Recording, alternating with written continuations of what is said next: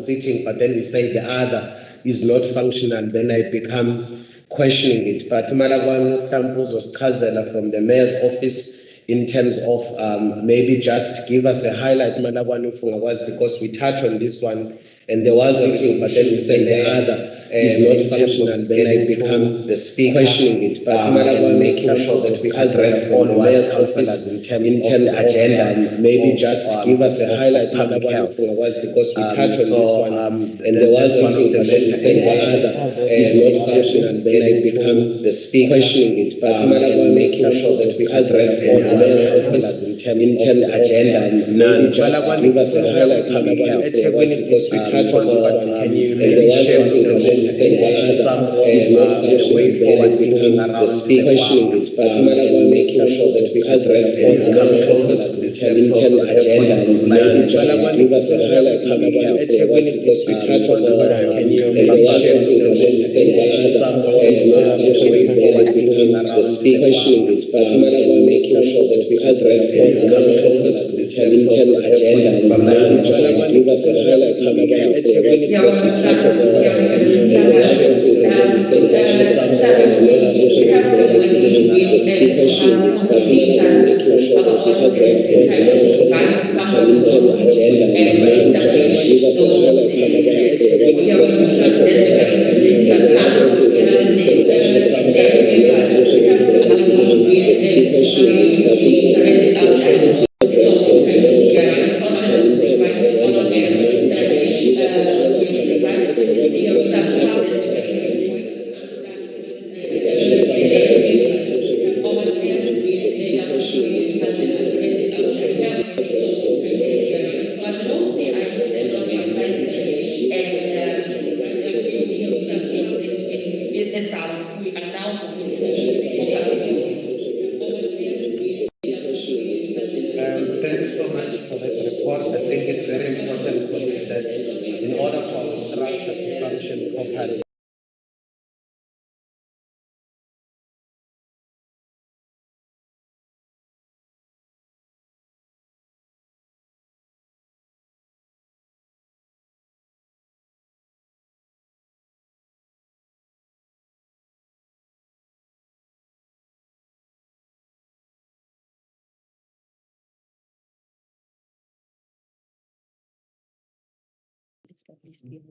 perfect. Well, yeah, put them on the spot, no, like. Thanks, Mr. No, I just wanted to mention that what's been established, they are just waiting for us to do induction, and we have requested that via Office of the Premier, because that is their mandate to support the district to make sure that all what is councils are functional, but they are and mental. And I know the Muslim that choose people that we supporting mentoring our work. So we are just appealing to OTP if they can kindly assist our mentoring, make sure they are waiting, and some are questions, so they just want to understand what is their mentoring for something. So I hope so we are just appealing to OTP. thank you so much. Premier's office is in the building. They will respond in due time. Let us move in the matter of time and interest. I'm going to go to Umam Grace Nofumadi, who's been our supporting HIV manager. Let us move in the matter of time and interest. I'm going to go to Umam Grace Nofumadi, who's been our supporting HIV manager. Chair, my network.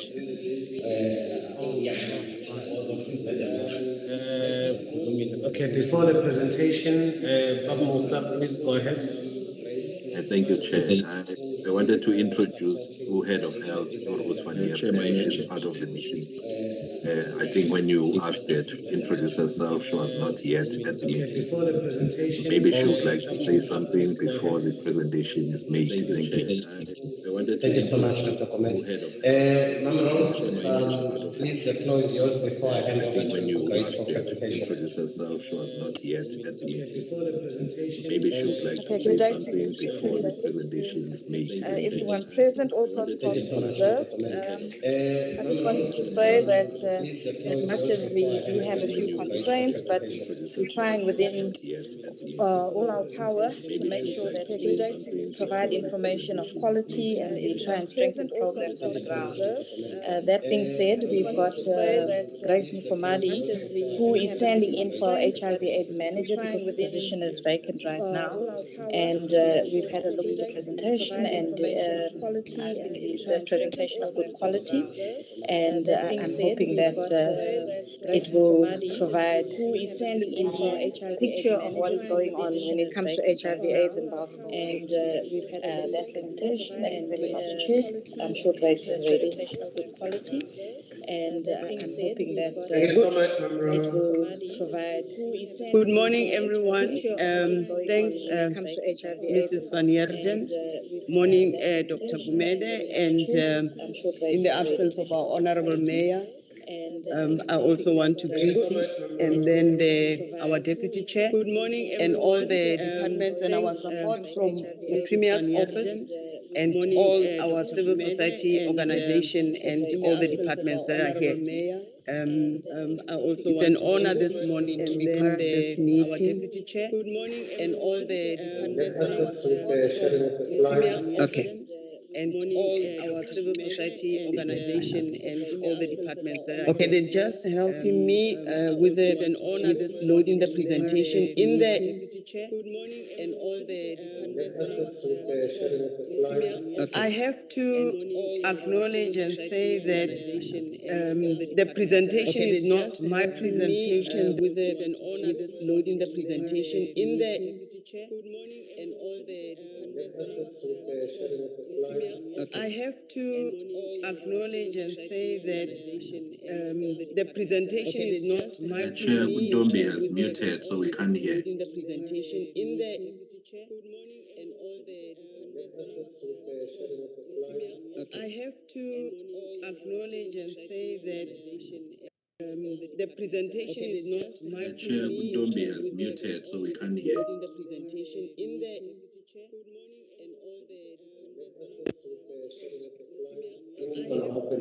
It's fine now. I should be hearing us. Apologies for that. I just greeted everyone, and just to say to the team, the presentation, it's a district presentation. It actually shows the picture of how we're doing as the district of eThekwini in terms of HIV and AIDS. And also it just shows, it's a reflection of the data that we get from partners, from departments here, and some, of course, being, it won't be shown today because it depends on at what time also the data, reaches us. But the aim also is to see, as I said, how we're doing, and also to contribute in terms of our responses to HIV and AIDS. It is a long presentation. However, I have to say that I'm not going to see, as I said, how we're doing, and also to contribute. Can somebody help? If we can just share her laptop, don't share the presentation. They had opened it before. Is it? We just want to apologize, colleagues. We're trying to check the presentation. Can you see our screen, or you just see the presentation? So it's useless. It's like we can't see the presentation. Just go through the presentation, and that's what and no must send the email.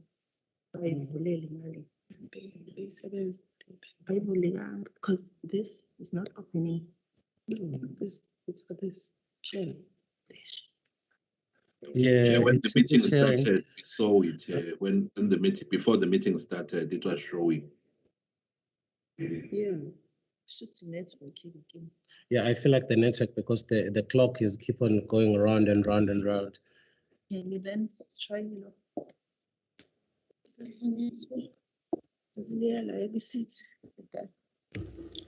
While they work on their problems, can they mute, because we can hear all their conversation? We don't like scandals, Barbara. Hey, I don't like scandals, Dr. Musa. Hey, I don't like. I'm scared of them.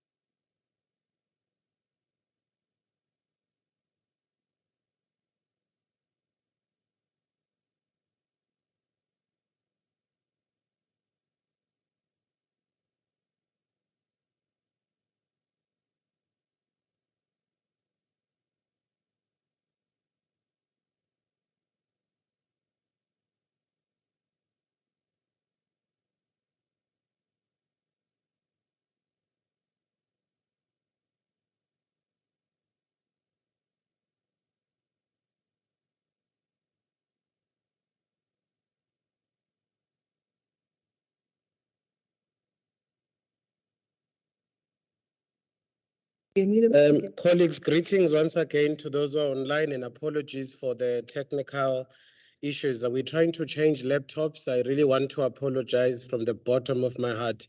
It's just a few glitches, but we are now using a different laptop. Let's see how it goes.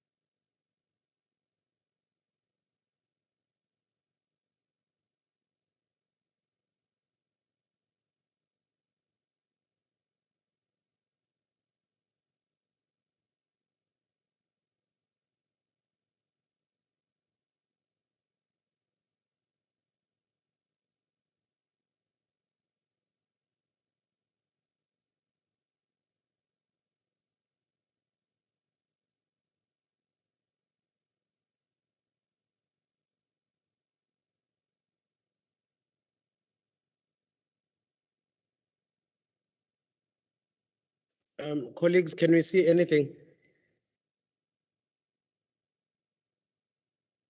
Are we able to see the screen?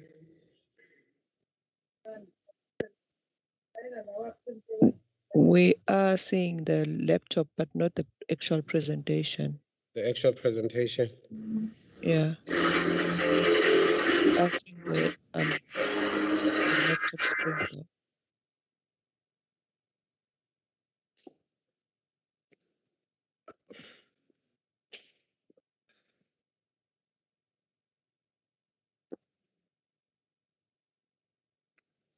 I am lost. I think you were born before technology or after technology.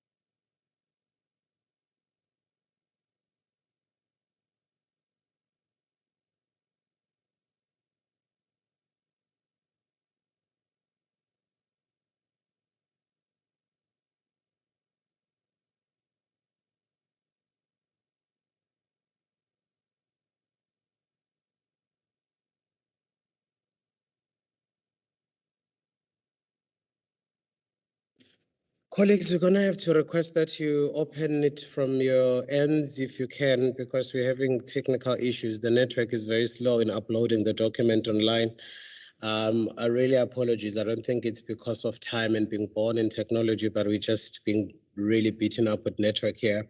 We're trying to change the devices of connection as well, so that it can be able to better upload. So I'm going to hand over to Ma'am Grace to continue with the presentation.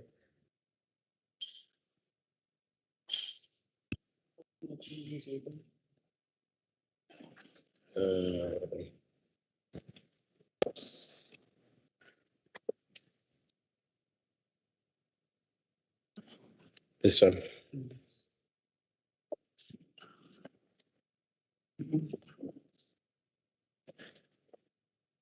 Again, good morning, everyone. We just have to continue. I have to put a disclaimer and say that on what is in front of you, there's a few changes. However, it's not 100%. It's still the same. It's only that after the briefing with the mayor, we had to make some additional changes. So if we look at the presentation outline, we will look at the overview. I just want to make sure, is everyone hearing me? Yes. Okay, so we'll look at the overview and then we'll also look at prevention intervention, looking at condom distribution and VMMC, and then we look at key populations and PrEP, and then we'll also look at treatment care support, then we'll look at sexual assault, and then maternal, child, and women's health, and we'll look at our achievements as the district, and then some discussion points which emanated from the meeting with the mayor. With the overview, we just want to appreciate the continual support of our mayor in leading the action to end HIV as a public health threat, and also with COVID-19 prevention and all the social mobilization efforts. But we still want to say to the mayor that the battle is not over as yet, and we would really covet his support in terms of continuing advocacy and marketing to achieve our 95-95-95 goals. And with regard to prevention strategies, I'm just going to give an overview here, and then the actual details will be on the report itself.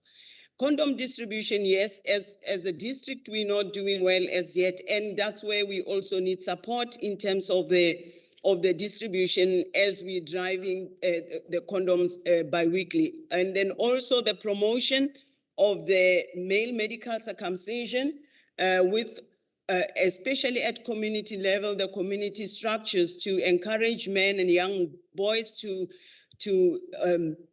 do MMC, and then also the MENA campaign, which is the men's health initiative, which the activations have started. And this is to encourage men to access, the health services. And of course, the dreams as well, and the PrEP. As I said, the details will follow. This is just an overview. And also, TB, HIV still carry stigma, and COVID-19 as well. So stigma reduction is one of the areas where we need to really emphasize or to push in terms of reducing the stigma.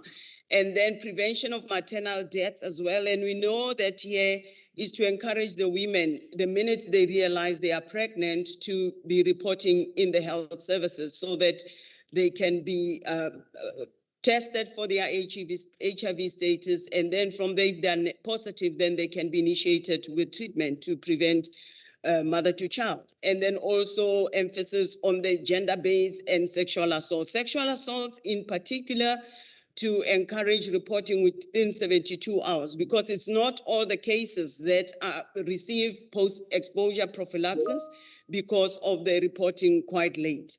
In terms of HIV testing, these are some of the initiatives. Some are continuing, some are still in their pilot period, and some are coming as well. We have HIV self-testing at the community level with Itaka digital counseling app that is being implemented, or that is still going to be implemented.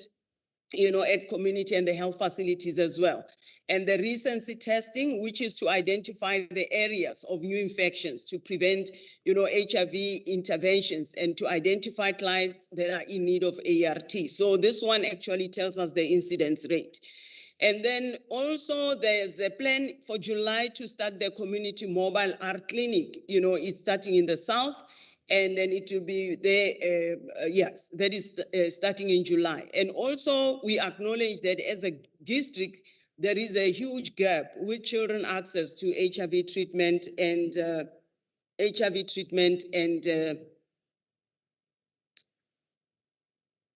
okay.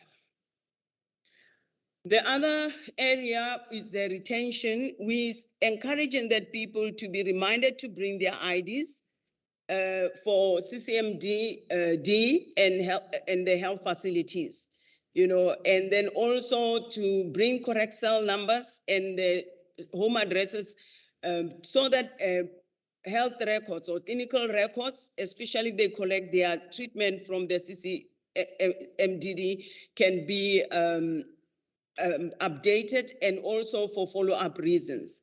The viral load done, and I think what you're sitting with there, it's a little bit different from I'm having with saying viral load done versus viral load suppression. Here we're encouraging that patients would know their viral load status, reason being that it will be easy also for them to know whether they are responding to the treatment or not. And also, importantly, it's for the viral load to be done. That is the viral load completion, because when the bloods are done for viral load, that's the only way we will know the viral suppression. And with COVID-19 as well, we're saying to the mayor and our councillors there and everyone at the ground, let's continue to emphasize the preventative measures because of the third wave as well, testing, isolation, and of course, promote vaccination. And one of the area also is the continued safety concerns that the mobile teams that are whoever wants to work, especially in the ink area, are of concern. And it limits the expansion of the HIV TB services in those areas. I thought, let me also mention the fact that our district support partners, HST specifically, is ending, they are with us until the end of December. So between August to that time, they will be handing over. We might have a new partner who will be announced and will start in January. And we know this have got serious implications as well, because all these things that I'm talking about, as you will be seeing the results as well, is because of the support that we get from our partner, and especially the human resource issue, which is quite stressful at the moment because they are also working half time, and they will be out by the end of December. So the question is, what is going to happen to the district?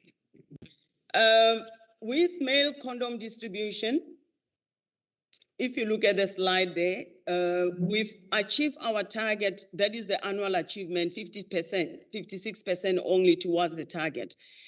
But when you look at Q4, with Q3 also, there was an improvement in Q4 if we have to look at the quarters. And this is all the initiatives, the condom drive, and also when we started integrating condom distribution with the COVID-19, activities, and then we saw an improvement in Q4. However, annually we still under the target. And then that includes also female condoms, where we are 46% versus the target. And I'll put that one, condom challenges, apart from other challenges, the main challenges, and which needs to be flagged here, is that as at eThekwini, we have only 3 condom primary distribution sites, and which are not adequate. And also we experience stockouts when it comes to the condoms as we receive from the province, and also that is due to the storage capacity. Now, when I say the first one, when I say primary size data is used, it's what you're seeing here is the data that is from those 3 primary sites. The data that is at facility, it's coming, it doesn't, it's not here this data doesn't include condoms that come from the partners, because there are partners who have their own condoms. Now, which makes it difficult to even say that you cannot give, or partners should give from the department, because if the department doesn't have enough, facilities will definitely take from the partners. So that is why this is indicated as well. With the recovery plan, we're saying let's integrate condom programming and distribution at clinics, hospital entry points, clinic entry points, and with COVID-19 initiatives, and also at community level, we're talking about programming and distribution through our adolescent youth agencies that are there, youth zones, adherence club, external pickup points, outreach vans, mobile units, and also to identify and expand the non-medical condom sites. For example, the SASA points, and also enhance working together. As this work, even the achievement, it's a collaboration of the department, sector, civil society, organization. So we say let's enhance, and then also let's improve reporting as well. And then conduct the condom distribution campaigns as well. And then the condoms are being monitored, or the performance at the district nurse center. With the male medical circumcision as well, when you look at it, you can see that in Q3, there was an improvement, because the blue bar is our targets, and the orange bar, if you're looking at, by the way, you're not seeing the presentation, I'm sorry. They can see it. They can see it now. Yes, they follow. Thank you. So yeah, just graphically, just looking at the slide itself without really looking at the numbers, you can see the target in blue, and you can see our performance in orange. And in all the quarters, you can see that we're not doing that well there. However, there was a little bit of an improvement in Q4 compared to Q3. So that's when everyone started to get down to do, because even these partners here, when COVID came, they had to start focusing on COVID. But yeah, so we still have to do something in terms of that. With the plan or the intervention, we had a turnaround strategy that was developed together with the partners. And then we agreed that we should do weekends and holiday circumcisions, and also the winter camps through by summer order, and even door-to-door recruitment by community structures.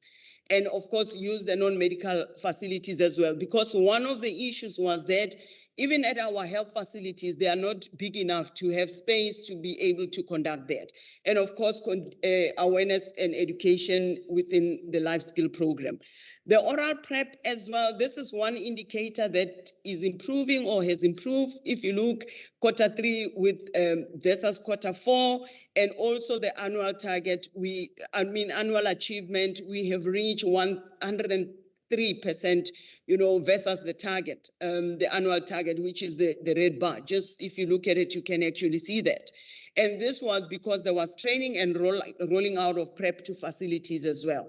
Of course, we're saying we need to continue increasing access to DREAMS at community via DREAMS and mobile services, and also expand the services and educate communities about this initiative. With regards to testing as well, you can see here, when it comes to testing, we're sitting at 110% versus the target. But this one, remember, it was looking at the 90 target, which we are not looking at. We will see when we look at the 95 target. So, however, the positivity yield remains low. We are at 4%. Whilst the target is 7%. So the district has to look, or is looking at initiative to improve that. This is where we are in terms of our 95 targets. The first 95, which is the knowledge of HIV status. If you look at the adult females, it's about 99%. So we are really reaching target there with the females. Also with the males, it's 98%, and the children 84%. And then when it comes to those that are initiated on treatment,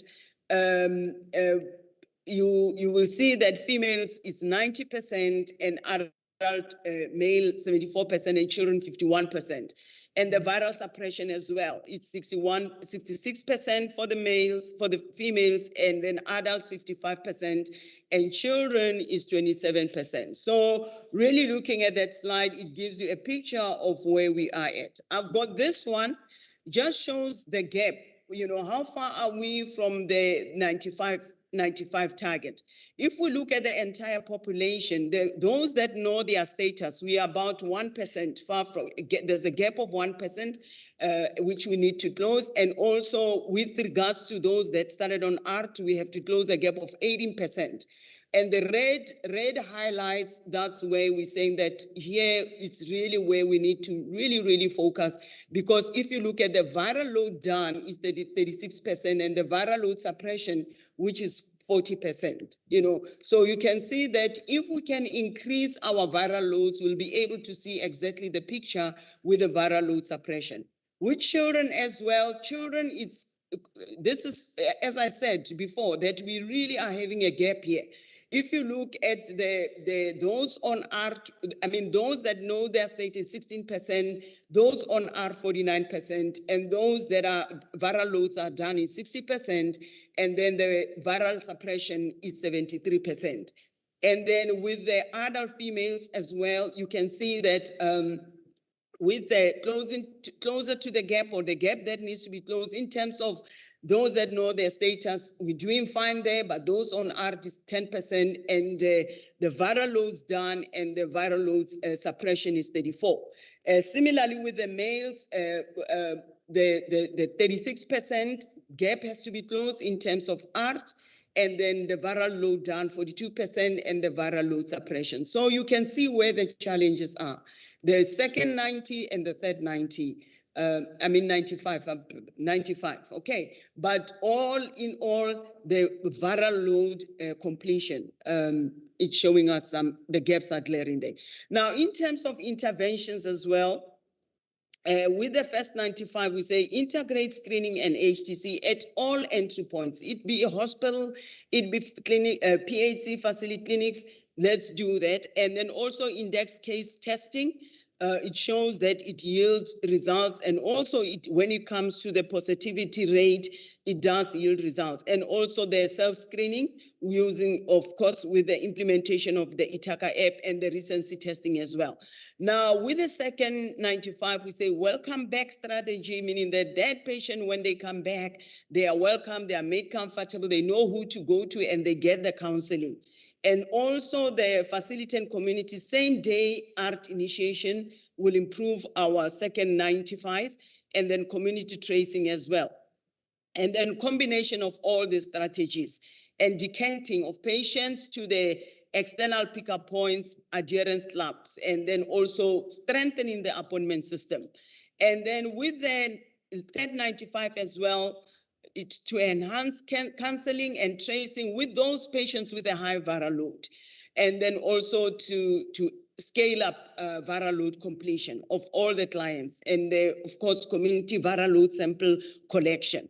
And then we have an e-lab here, which is, it identifies the e-lab, the sample collection. It actually tracks the turnaround time as well. It's not just for the viral load monitoring, it is also for COVID-19 monitoring as well. And when the results come, they can be easily seen and easily managed at that point in time as well. Okay, this is the 95 for children, as I indicated, and we've seen from the previous slides that we're not doing well with children. And the emphasis remains the same. With the first 95, we say index testing, entry to, testing at the entry points. You know, children do come for immunization, they come for IMCI, whatever it is, at the youth zones, you know, let the children be tested. And also at community level as well, community-based screening, and also referring those patients or children, you know, in household and ECDs and Pilamtwana centers. And the second 90, we're talking about also linking the children through the use of NHLRs, that is the National Laboratory Database, where children can be reached out and they can be referred to care, and the tracing, of course, of the children that are positive for ART initiation. And then community tracing and tracking remains the order of the day, medication delivery and viral load sample collection at community level as well. With the third 90, we say let's support child, adolescent, and family care. And then also for the body mother, the mother baby care and postnatal care groups, for all that. So with the TB cascades, I'm looking at the time as well because I'm away, but I'll highlight the key most important thing. With the cascade also, we're looking at screening for TB. Here, we're sitting at 79 and the sputum send 9%, and those that test positive is 58, and those started on treatment, which is our second 90 is 96. And then you can see we 59% in terms of initiating patient on prophylaxis. This slide here is just to show as well our loss to follow up. We're sitting at 13% loss to follow up against the target of 5%. These are the patients we're losing in the system. And then also, if you look at drug-resistant TB, we're sitting at 18% as well. This also is something that needs attention, and it's of concern as well.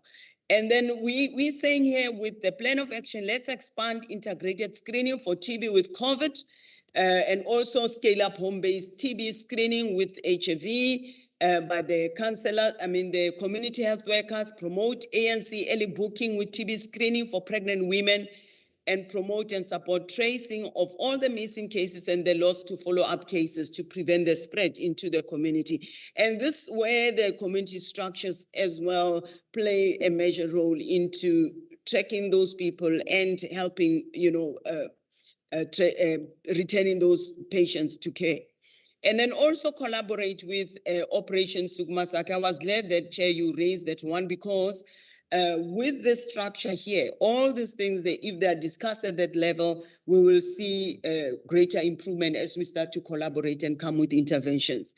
With sexual assault as well, if you look at quarter 3 base versus quarter 4, you can see that there was a decline by 20% of the new cases. The blue is the new cases, all the new cases, the blue bar, and the yellow bar is the sexual assault under 12 years. So basically the slide is saying here in eThekwini, we still have sexual assault, and we have sexual assault under 12 years of age.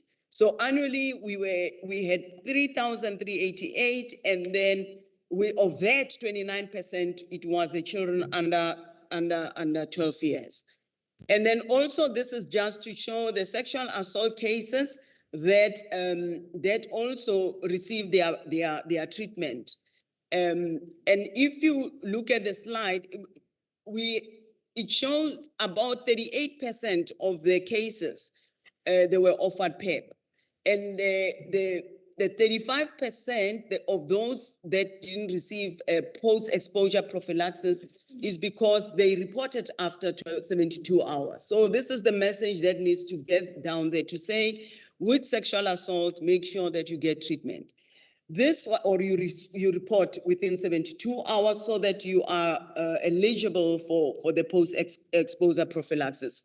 This one here, the highlights basically with the yellow, which is it's caution, and it's something that we need to look at. If you look at Kwamashu's CHC, it was 21 in quarter 2, quarter 3, 11, and quarter 4, it was 3, a gradual change. Are there lessons to be learned here? There is something that we can look into and learn from. And thank you, Siswe, as well. If you look at it, there was a sharp increase from 4 in the last quarter and then 11 in quarter 4. What's happening in that area? And the red ones are those that always report high sexual assault, and we're looking at under 12s here. So if you look at that Arkekan area, if you followed by the Prince Mushieni, followed by Mahatma Gandhi, and then Eddington as well. So when we discuss, we engage, or we plan, these are the areas we need to look into. So interventions is community structures to promote reporting of sexual assault. I've said that. And then also in high-risk areas to address sexual assault with community leaders and community members as well. And also to strengthen the community referral pathways, so that those affected can then access post-exposure prophylaxis as well. And then, of course, to continue support of gender-based prevention strategies, especially amongst men, and also to strengthen awareness, and promotion of GB prevention. And of course, at facility level or clinical level is to audit those files just to ensure or to identify any gaps that they might be showing. Here with antenatal first visit before 20 weeks, and we know how important this is. The target is 80% and we are at 74%. And if you look across the year, you can see, this is where it's been. And there is also community pregnancy testing that is done, and those are the figures. And so we say, let's continue to scale up all the community pregnancy testing. Now, amongst the pregnancies as well, we're looking at the teenage pregnancies, 10 to 19 years in the public sector. Now, here, there was an increase. If you look at Q1 and Q4, there was an increase about 32% in Q4 of deliveries. And then amongst girls as well, those that deliver in facilities, it's about 12.7% versus the target of 12.6%. And then, of course, in the facilities, you can see the decline. So even I always like us, because you remember always the visual picture. If you just look at the picture and know that the blue bar is for those ANCs, 10 to 19 that visit facilities, and the orange one is those that deliver at facilities, you can see there's a gap there. Okay. And in Q4, actually, it was more. So we're saying here, let's expand the access to contraception for girls in AWFS entry points, both at facility level and at community level. And let's trace these girls that are missing, that are due to be delivered at the hospitals.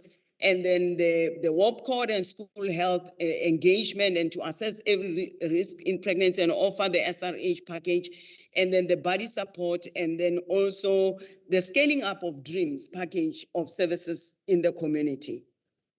With the termination of pregnancies, here also, yes, there was an improvement in Q4 versus Q3, where there was a decline by 29%. And we say, let's continue to expand contraception and then condom usage, and also promote our youth-friendly services, especially with the mobiles and even at facilities. When we look at infant deaths here, we can see that there is a high number, of that, with the annual of 1,006, and then it has increased if you look at Q4 with Q1 of 27%, and the annual performance 5.5 against the 1.7 target. And the causes of death is prematurity due to syphilis infection, HIV infection, and then the STI treatment that is being interrupted. And this I'm raising so that when we look at interventions or when we address communities, then these are the issues that we need to address with communities as well. Pneumonia is there as well, and diarrhea, and severe acute malnutrition as well. Okay, the interventions, we said, let's assess and screen women over 20 and the unbooked women.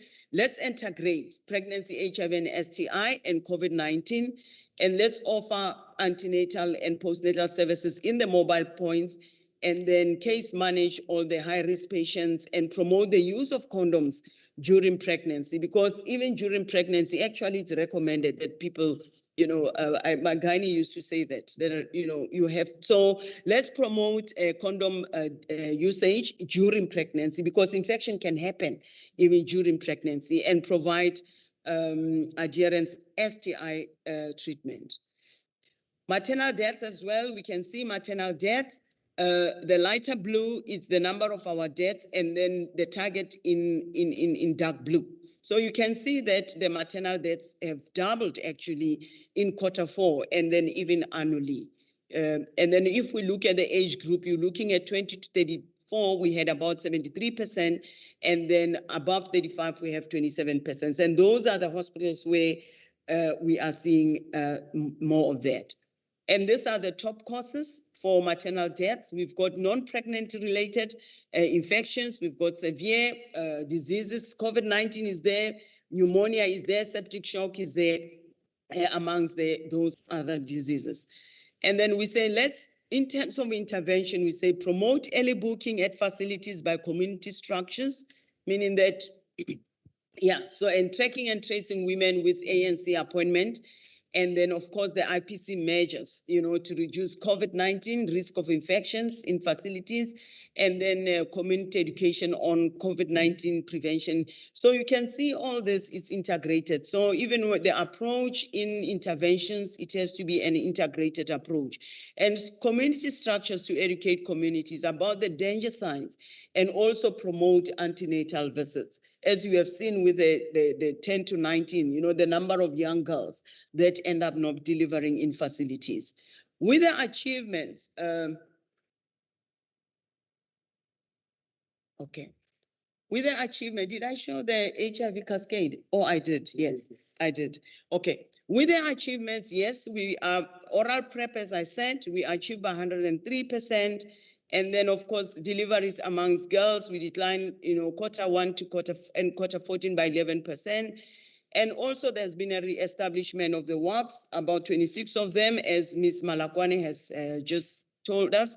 And also there has been a reviving of the 5 sectors, which is the NGO sector, people living with HIV sector, the LGBTQI sector, higher education sector, and the women's sector. And we did accept the apologies this morning, otherwise they would be here. And then there was a launching of Dreams She Conquers project by His Worship the Mayor at Amaoti area due to the reported high learner pregnancy rate in the 5 high schools there. And then also there was a launching of AYFS youth zones for the young people at Chesterville. If you go there, you will see they have a place which really gives them attention as the young people with the staff there. And then also activations of MENA campaign with men's sector, and the launch is going to be in July. Okay, so this is just to also show that there's been seminars for young girls and empowerment sessions. Those are the dates and exactly where the events took place. The other achievement is with our civil sector society as well. We've seen development within the sectors, capacity building, and human rights also. And then so for people living with HIV sector, I did mention it was launched, and TB subsector also it was launched. And then also the human rights monitoring and reporting with the 210 violation recorded, and the human rights app, which was developed through SANAC support, and the sectors and the field workers capacitators as well. And the LGBTI sector also, there's been advocacy training for grassroots level community advocates. Our priorities looking into this thing is that we want to monitor the 95-95 goals as a district. We also want to eliminate stigma, do some stigma elimination education, and consult and mobilize all community stakeholders to support programs, all programs, strategic programs, and then also the viral completion.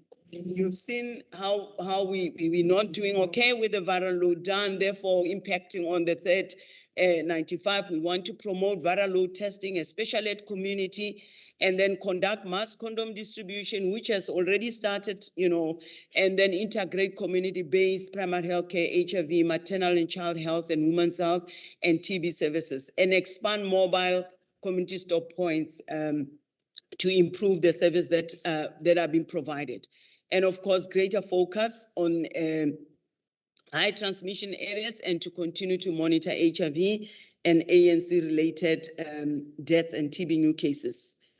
Okay, and then to address, the issue of safety, I've raised it.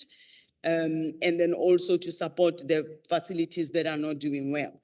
With regards to, I've added this slide which you don't have on your hard copies because, as I mentioned, before this meeting, there was a briefing with the mayor and the issues that came up from there, and that as a collective, the DAC, we really need to look at, apart from what already is been discussed here, is that closing the gap with children cascades.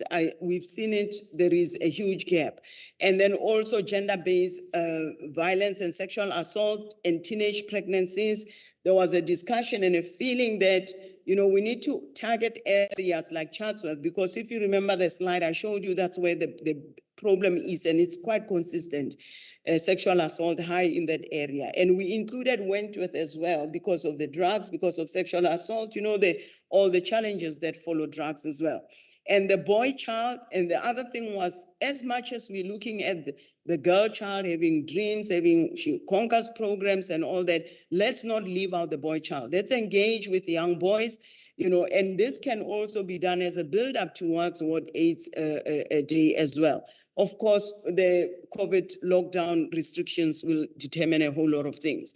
And then also in terms of research agenda, also there is nothing much and around sexual assault in all those things. So we need to start engaging with academic or tertiary institutions so that the research, it can be included in the research agenda so that we can start, you know exactly, have some knowledge of where the problem is, exactly who's doing what. You know, research will tell you. It just adds to the world of knowledge around the issues. And then also the involvement of sectors, departments in the DAC, and then particularly OSS. I didn't hear anyone from OSS, for example. Is there someone? So we said this DAC needs to include, you know, community structures and departments and sectors, Operation Sukmasake, the traditional leaders, SEPs, we've got Department of Health today. So, I mean, Department of Education today. So, and also engage with the councillors at their council meetings and their roles, especially with community awareness. I'm sure you agree with me that with every slide, community involvement of community structures was never left out, so that they can strengthen awareness and education on reporting, on, you know, highlighting to people on reporting sexual assault within 72 hours, doing their viral, the bloods for viral loads, and then also for early reporting of pregnancy, you know, because people they test, you know, even in chemists and whatever. But the minute the person realizes, or the woman realizes they are positive pregnancy, they've got a positive pregnancy test, then they need to go to the health facilities where they can report immediately. And the reasons were highlighted. And also screening of children, emphasize those messages. Screening of children so that children can access treatment. You know, the community services that are out there. So for them to know and to emphasize, because communities don't know, and communities listen to their leaders, and they are more than even myself. If I go there, they say, who are you? But if it's the leader, they know this is our councillor, this is our chairperson for whatever in the community, this is our pastor, this is our whoever it is, they listen to. So we say the emphasis on those messages, pick up points, and bringing of the IDs at community. I said where they collect medication, it be clinics, it be whatever discount, to carry the IDs and to also carry the IDs in facilities, because in facilities we have a health registration system which is electronic, so we want patients to be on that system as well. And then, yeah, so those are the things. And I think I have said a mouthful of, you know, when I indicated the issue of staffing as well, which also came, you know, at the briefing, and to say that as the health unit, meaning the municipality in particular, you know, the program is going to be affected. HIV program is going to be affected, with our partners going out, not knowing what the next partner is going to do. And especially, we do not even think that she is going to be seeing to staff. It might be other things. So that it puts a threat. It's a threat on the gains that are here. And I think, yeah. with regard to, this is just to show us to say, you know what, there's our leader there in the forefront, there's our leaders, there we are as a eThekwini, and let us work together towards achieving. We've got this 95-95 goal. Let us work together in achieving that.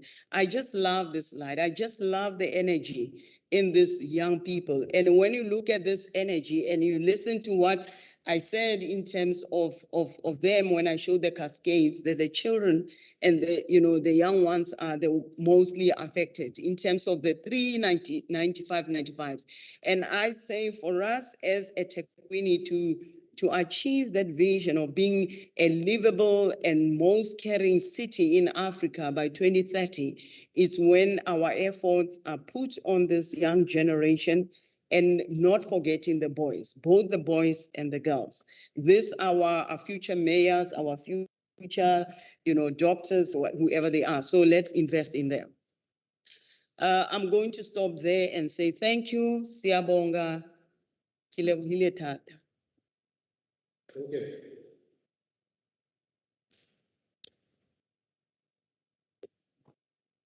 Just before I take questions on the district comprehensive report, which included I have a copy. also included some of the work done by the civil society one side so that we can be able to present what we've done. Before the question, take us through the work presentation. We just want to see how many works have been established and how many works still need help. Over to you, Malagwa. Oh, yeah.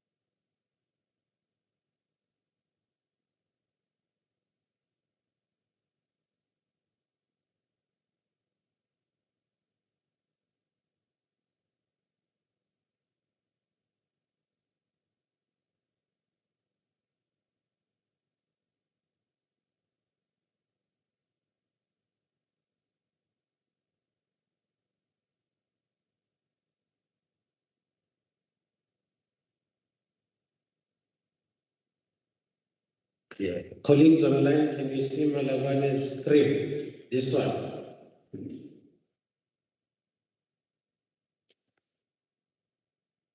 Online colleague. Yes, you can. Yes, you can see. Yes, they can see it, Malagwa. You can go ahead.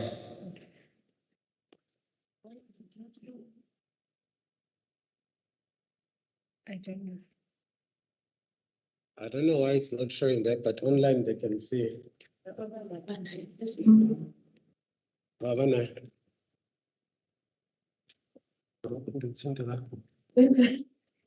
Sorry, Chair. Yes. It's Pelela again from Communications Unit. Our technical team is asking that all presenters put on their cameras. This is for live recording as they're trying to record the meeting for social media pages. They must put on their.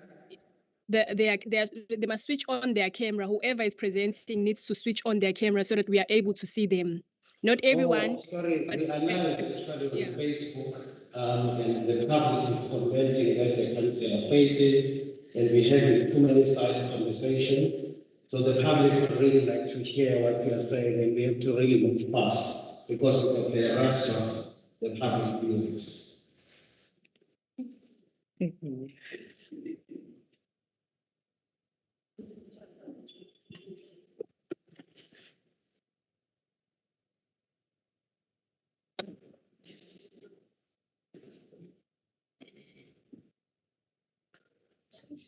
Yes, thank you. Once you're done with your presentation, then you can switch off your camera. Then the following person can switch on their camera.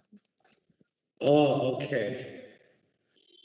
All right, I think our camera is on now. I'm trying to get this out there. I don't know if you can see this one. Can we see this presentation?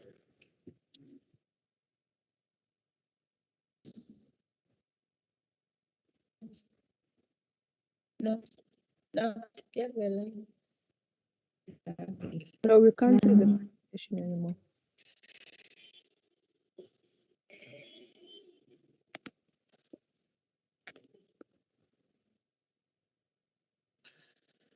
Is it showing there? Nothing? No?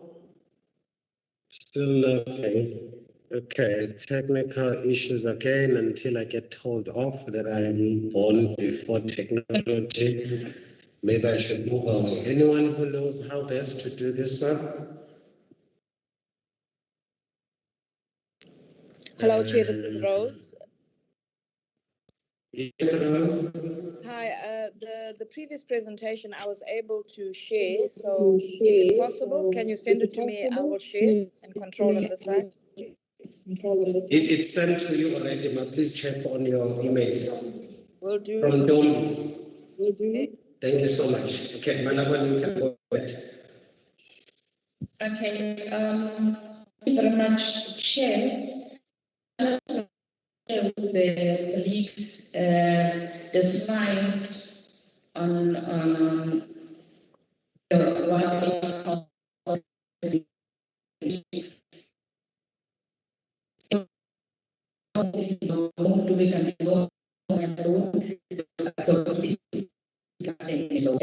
these are the ones in Kelly it was 46, it was 122nd of February, Mama Hall, 145, Mama Juzuma Hall, AB Hall, 140, Mama Fusi Hall, 141, Mama K Hall, 147, Mama Hall, 104, Mama 2, in Dorchester Center. When the Mother Zone, 3, Inanda, Kaji Hall, 156, Ngokoba Hall, 38, Tuzuma Hall, 142, Tuzuma Hall, 155, Osan Library, 108, Inanda, Provincial Constituency Office, 143, 102, Tuzuma Hall, Waterfall, Kanyaswing, Education, 107, Tuzuma H Hall, 152, Phoenix New Life Church, 153, Amawati Hall, 157, Standard Hall, Tampa Hall, and 111 Hall. 137, Hillside Primary School, 151, Shasti Park Community Hall, Dr. Sakara said zone, 158, Emma 161, Indoor Sports Center, 162, Indoor Sports Center, and 106 Waterloo Hall. So I just wanted to share the photos, and I hope my friends will be able to just to share so that colleagues can see we were working with counselors, ward counselors, and CWs, OSS zonal coordinators in launching the following works. And colleagues, can I just indicate that we are in a process of trying to integrate when we're launching, the responsibility of the structure that has been launched is to also to get other NPOs and other organizations that are working in that particular ward on board. So you can finally, and I think we'll be able to use positive results. Thank you very much.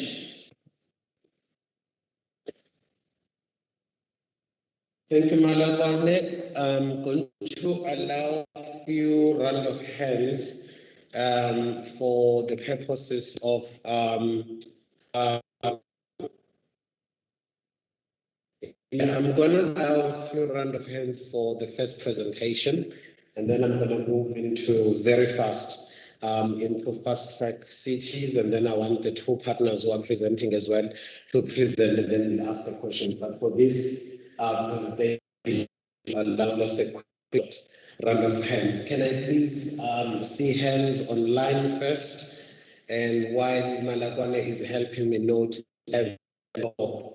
Malagwane, you may be tempted to please get a charger for your laptop who might be disconnected.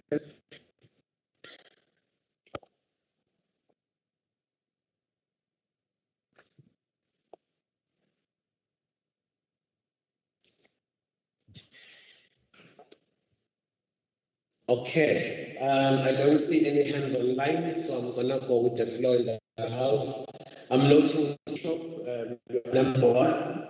Number three, Grace, you present, but you. Yes. Contributions. Yes. Awesome.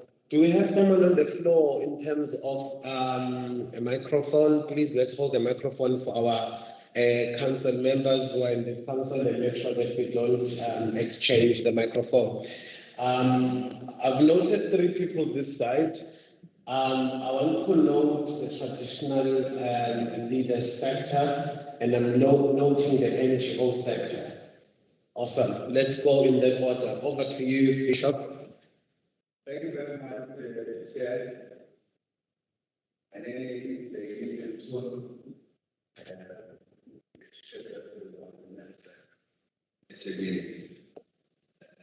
firstly, I would like to welcome the presentation and make new contribution. Firstly, we'd like to invite the help to be with us in the engagement sector. And also, if we can be allowed to be given an audience by Imam Grace, it will be very great so that we can take her up to speed. Firstly, it's about the issue of dealing with works through on the OSS. Chair, I just want to make a suggestion that also if we can include community participation in FFP support, it will help because that unit has got the community mobilizers who are many in most of the works. So it means that there are people who are on the ground doing the work. That's my first proposal. And secondly, I've heard that there is in the last slide, Mom Grace talked about the traditional leaders, and I wanted to say it will help us also on the side of the church, that the religious leaders be directly involved with the health department on these issues, so that maybe we can also on that side do a mental contribution.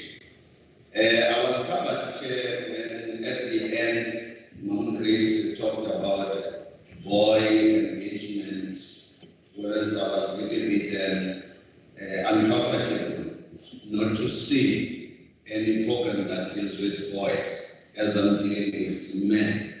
And I would like to make a proposal that maybe if we can make sure that through health, when we deal with the problems of girls, we also attend the problems of boys in the same way. It will help us for future purposes. And then lastly, my request would be, I've heard that they are sometimes working with Inspire Samantha, but I'll suggest that maybe they open up so that they will work with most of the organizations who are on the ground, which will be helpful also to deal with the men's sector, because we've got that in our metro. Last but not least, the founder, one of the fathers who for the izwekazi lakithi ekuthiwa ikontinent yase-Africa wathi I fight AIDS because it's a killer disease, destroys the human race in all things, which I think maybe when I look here, Chair, I think maybe when I arrive next time to the full council, I will see men also having the number which is a little equivalent to women, because here we are dealing with the AIDS pandemic. It's not like in other areas where we can say maybe men will hear from others. No, they need to be here so that they can engage. Thank you. Thank you so much, Bishop, for those contributions, and we really do take them into consideration. I also like the fact that you are very much pleased with the engagement of not just young adolescent women and girls, but we are also looking at saying, where will this young adolescent and women be able to live in this society if we are leaving out the men and men as well in terms of equipping and sharing the skills in that. My lady, over to you.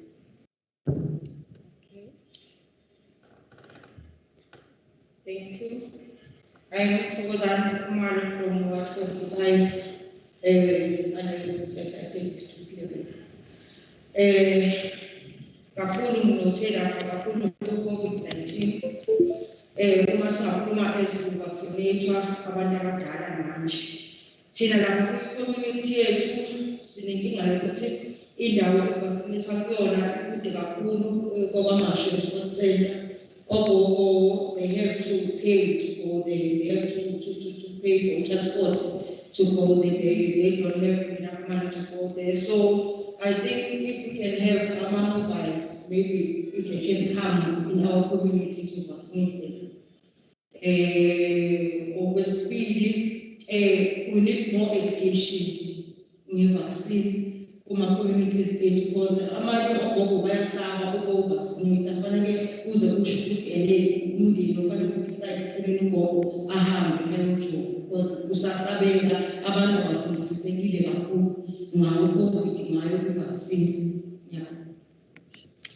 Thank you so much. The question is really around adults and the vaccination centers being too far away in terms of the reach for the age population under vaccination. If we can be able to find other resources in the community to make sure that we bring vaccines closer to the adult population. Thank you so much. I think that is noted. Over to you, Zonke. Again, Zonke from the PLHIV sector. I just wanted to ask, I've been having trouble with contraceptives. Most women are complaining about children, especially I enter my clinic, and it's not just one clinic. I've been to Hammersmith, I've went into social media and asked them to get to the so they are just wondering. So I just wanted to find out, are we having stockouts on contraceptives? If so, as of Figani, because by a kind of paid Travel should touch on the issue of COVID. I would really like if we could use the strategy that we will use if there are elections. If there are elections, the model that comes to our houses and collect or go to go and vote. The same strategies would be used now to come and take or and go and vaccinate. Seriously, and it costs money. So, yeah. Thank you so much. My leader, Uzonke, is concerned about the issue of contraceptives. I'm hoping that we can get an answer about that one. Apparently, it's been a social media campaign as well, where people are asking, have you seen my depot? So they can't find their depot in the clinic, they can't find their depot anywhere. So there's actually a social media campaign that says, have you seen my depot? And the other one is the strategy for elderly people. I'm hoping that we can resolve that today. Traditional leaders sector, over to you, sir. Thank you very much, Mr. Chairperson, and thank you, Ma'am Mafumani, for your very detailed presentation. Our contribution of my name is Fusako. I'm the Secretary of Ethical Traditional Health Practitioners. I'm also tasked in the center with the portfolio of HIV/AIDS and communicable diseases. Our contribution as traditional practitioners, especially in the expansion of condom distribution, we are scattered all over the shore, and some of us may be even closer to the hotspots. So we can come in expanding the distribution of condoms in the 8 sub-districts, because in the outer north we have 2 traditional health practitioners. If condoms can be delivered to them, they'll be able to sort of like distribute amongst themselves. And also in the inner as well as in the outer west, through me, I can give you 2 traditional health practitioners who are more than willing to increase your numbers in the condom distribution. Same applies to the outer north as well as to the north as well as the Durban Central, because the Durban Central is also one of the hotspots, given the footage, the numbers of people coming from other districts to our town. So I've already identified a traditional health practitioner there in the Durban Central, wherein the condoms can sort of like be distributed, she can distribute evenly amongst themselves. That is our contribution as far as the distribution of condom is concerned. And then another message that the traditional practitioners said I need to convey is that with this pandemic, which is COVID-19, yes, we will not be as traditional practitioners. If maybe through your chair, we can look into engaging us, because we are already in the area. I think there's about, according to the database that I have, there's about, say, 3,500. Let me simply say there's about 2,000 of us all over the area. So we need to be engaged. Maybe a few of us can sort of like be identified, and then we can be educated so that we can play a major role as far as the COVID-19 pandemic is concerned. Okay, because of time, I'm going to ask you to paraphrase, but also that is about it on this one. Maybe for now. Thank you so much. I want to extend the invite to you and your executive to join us in the civil society forum meeting. And when I say you and your executive, I mean whoever your office bearers are, who's your secretary, who's your treasurer, who's your deputy chair, who's your chair, submit those people so that we can include you guys in all of our monthly meetings. We do have a meeting next week, Thursday, and you're invited. No problem. Then if you can just give me the date and time and the venue, definitely. I take it upon myself because you mentioned that next week is something yes. And then in terms of our workplace, the civil society, what support do we need? Where are we going to support?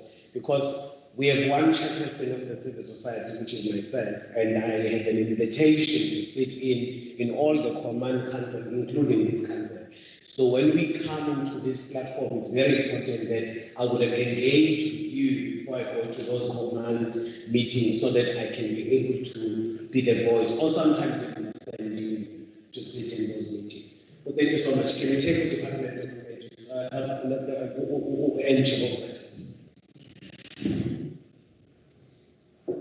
you, Chairperson. I've got just two questions for Leader Tabiseng. Number one, i-protocol abayi-observayo when they go around launching awards, in identifying awards which are ready and alended their execution, because we had one which was supposed to be launched, I think, on the 7th of May, but it was not launched, and there was no feedback from the office with what's happening.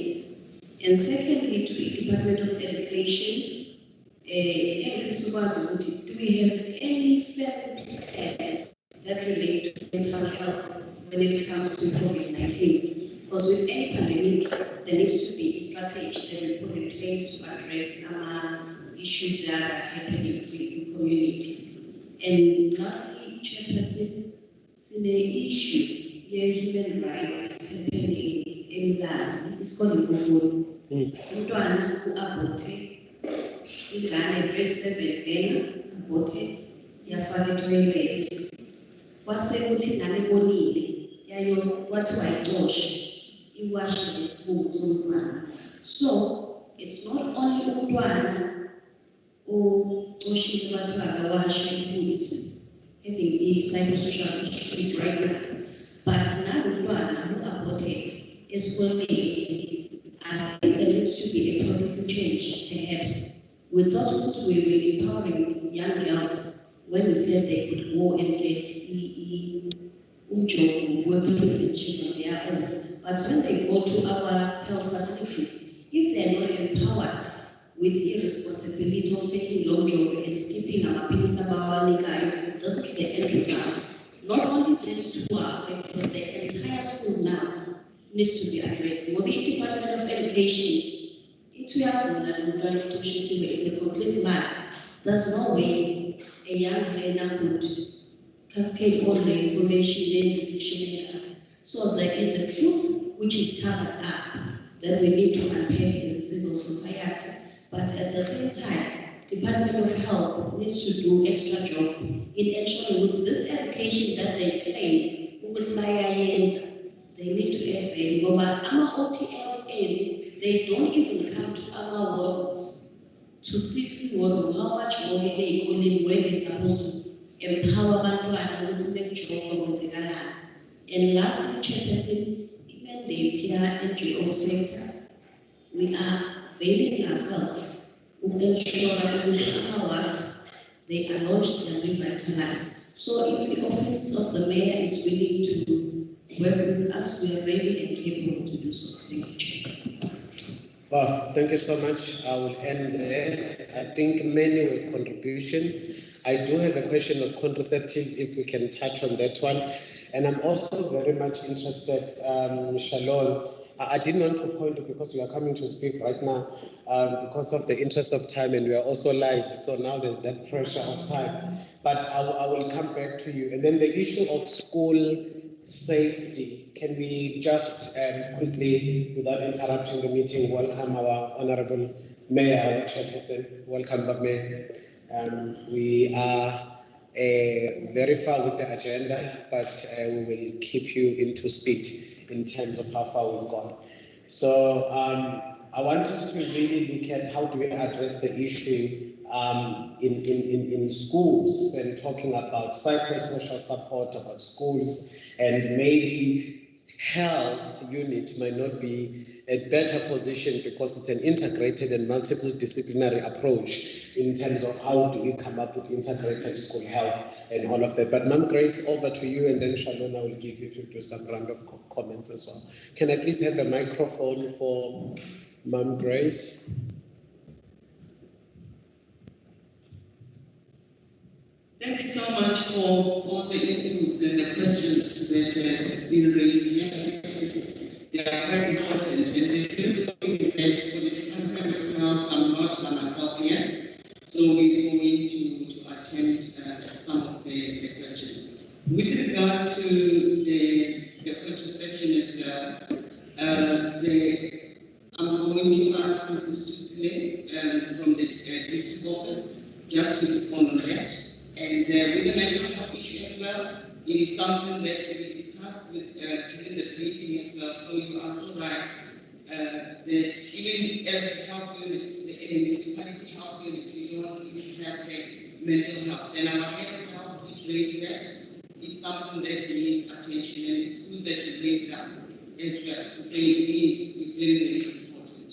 And yes, we will avail ourselves then to educate and maybe sit with you and get some strategies, because the important thing, as you say, is not just teaching or creating awareness, but the monitoring is the education that is being done, yielding any results. And if there are no results, what is it that can be done better, so that our young girls are safe. And thanks also to the additional young boys that it got raised in, because we know that, yes, we cannot leave them out. Mrs. Mbambo, Mrs. Mbambo. Sebekubiza ngo-Mrs. Tosey, kanti ushadile wena.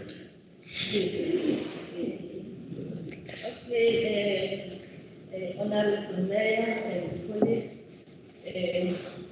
I'm just going to respond on, I think, about two things. The one of the contraceptives,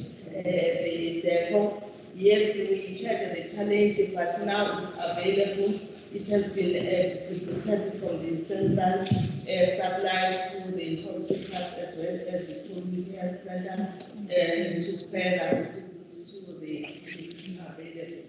And also, when we are looking at contraceptives, we need to look at all the methods that are available for us to use. There's also implanon that is available for us to use as well as oral contraceptives. And also, what is more important is using of the condoms, the female as well as the male condoms that also protect us from the sexual transmitted diseases. And on the issue of the sites closer to care people residing for vaccination, as one of the colleagues has indicated, in Vamashu. What we have started to do is for the areas to have the outreach sites. They go to the area that they have identified where the people that are above 60 are and vaccinate them. And also we are having the outreach teams that are going to the homes of those that are bedridden so that they can vaccinate them. So we are bedridden as they are. Whereas the old age homes, the outreach teams, they go there. And also what we have also recently completed is some of the clinics to do the vaccination and also market and also educate the community about the vaccination. We know there's still some people that is going around there where the elders are not, some are not keen to come for vaccination.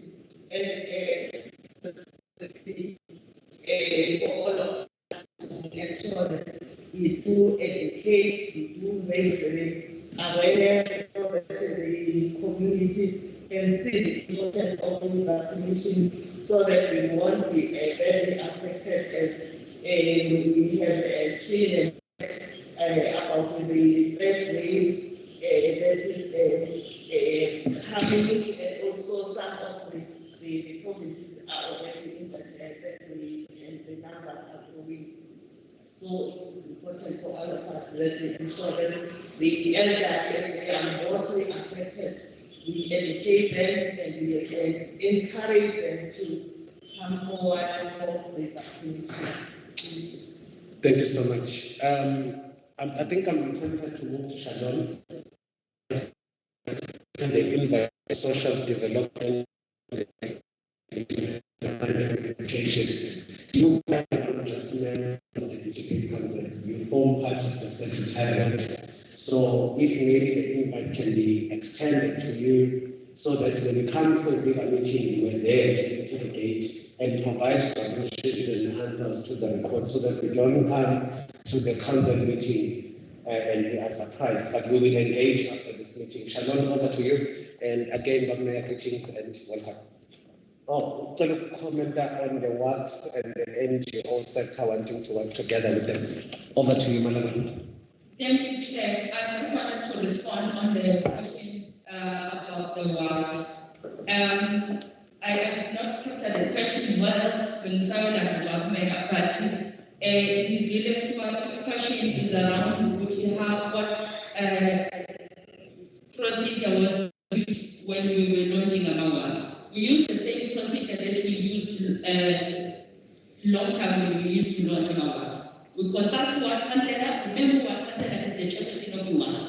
The entry point is one councillor.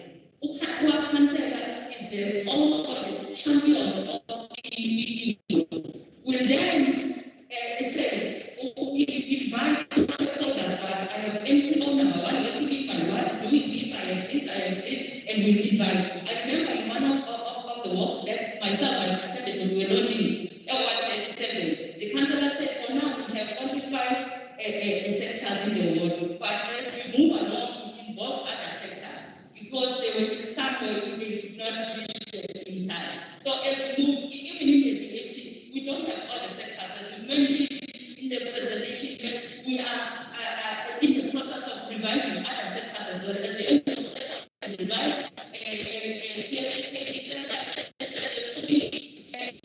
so we are in the process of eventually all 17 sectors to be functional. Currently, they are not all functional. Mustafa is busy trying to assist us in making sure that we revive each of the sectors so that we address challenges that have been raised. So, in every is what council, I always say this, even with the partners, I always say you must be known by what council, because what council is the person that will tell us these are the stakeholders that sit in the world. So we use all the steps, but who be sure we are working with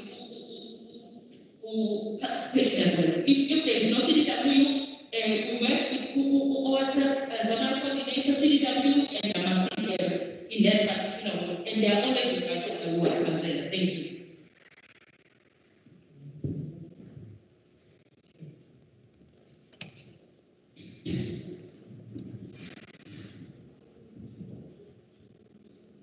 Is it over to me?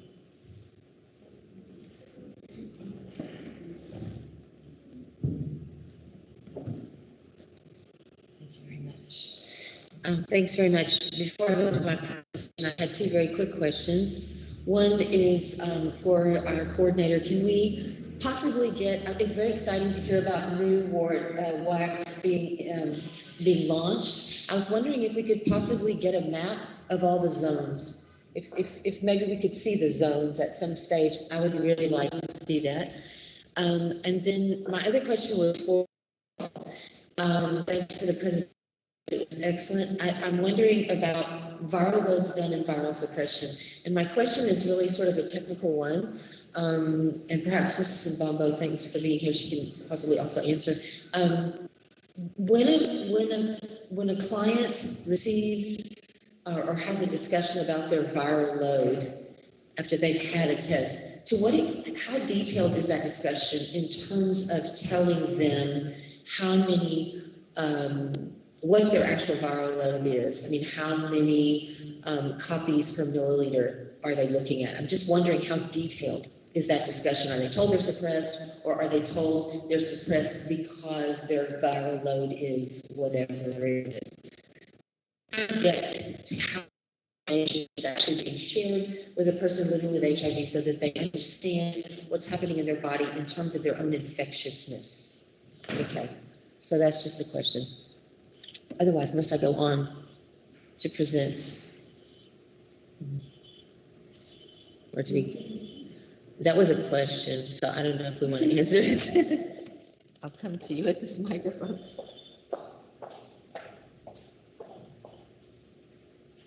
Thanks.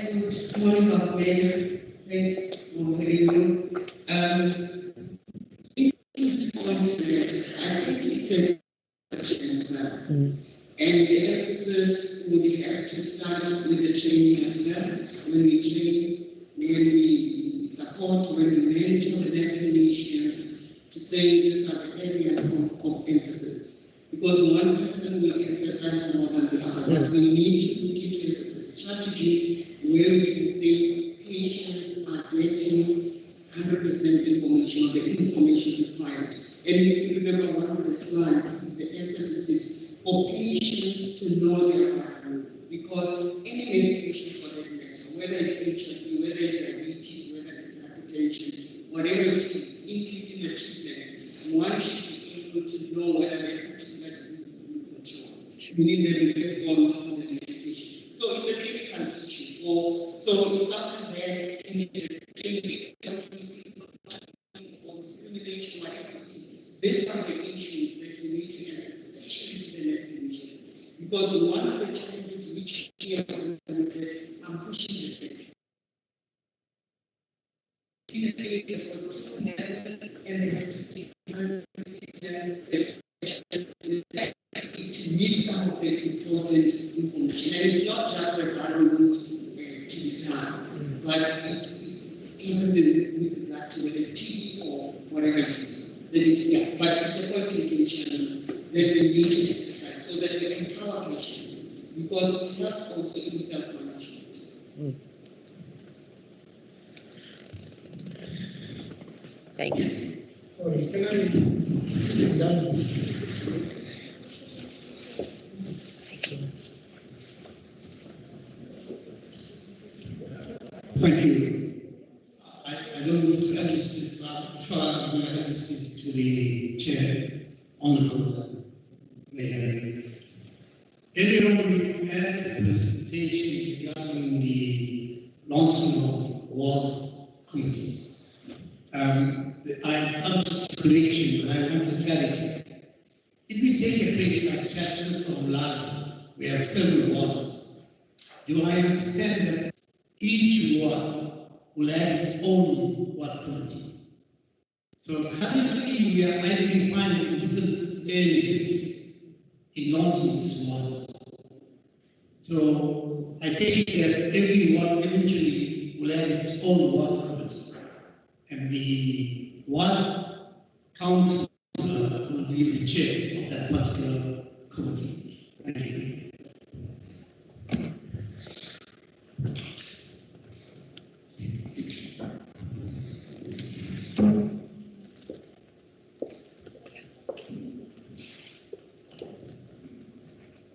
Must I present?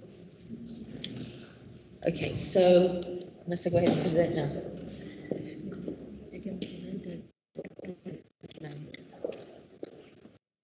I'll show you. Okay, thank you so much, and thank you, Mr. Mayor. So happy to see you again today. Thanks to everyone. I'm Shalom Savant. As I said earlier, I'm from IAPAC, and I'm here with Dr. Miriam Chipimo from UNAIDS. We are your two technical supporters for the Fast Track Cities initiative here in eThekwini. And we've been through before what Fast Track Cities is, but I just thought I would quickly remind us that Fast Track Cities is actually an overarching concept of community response that focuses on cities. And it really involves everyone. It's so nice to see people from the departments here because it's all of us together that make this a Fast Track City. And the success of this program is dependent literally on everyone that's in the response. It's not IAPAC or UNAIDS, it's actually the city's own response and all the partners that are here and stakeholders. So just to remind you, we're here to provide technical assistance in certain key areas that has to do with planning, enabling environment, strategic information, and building capacity. And this is just a reminder of our work plans. We have 6 of them. The first 2 are handled by UNAIDS or supported by UNAIDS, and the other 4 are by IAPAC. Oh. Okay. So I think, as I was saying, if you'll come up and address these 2 slides that have to do with the UNAIDS Objective 1.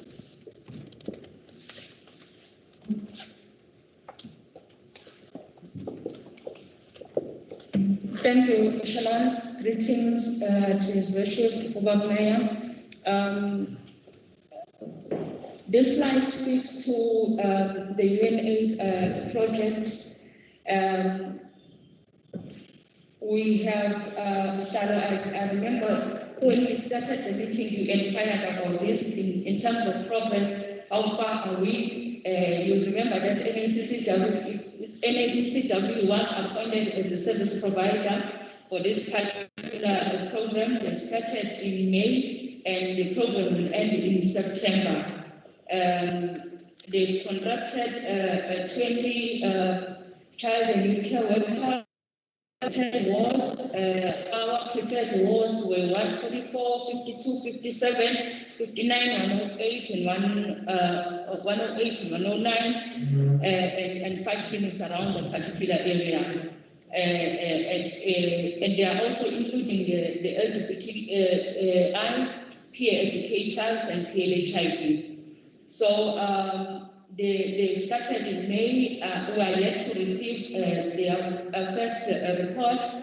The key results to date, they've engaged 27 community leaders and 2 youth groups with 40 members. 1,360 youth living with HIV initiated on ACT. Target is 2,700, so we have not met target as yet. 150 youth defaulting from treatment linked to care. Target is 200, so we're almost there. Stigma reduction campaign, we have reached 62 community members.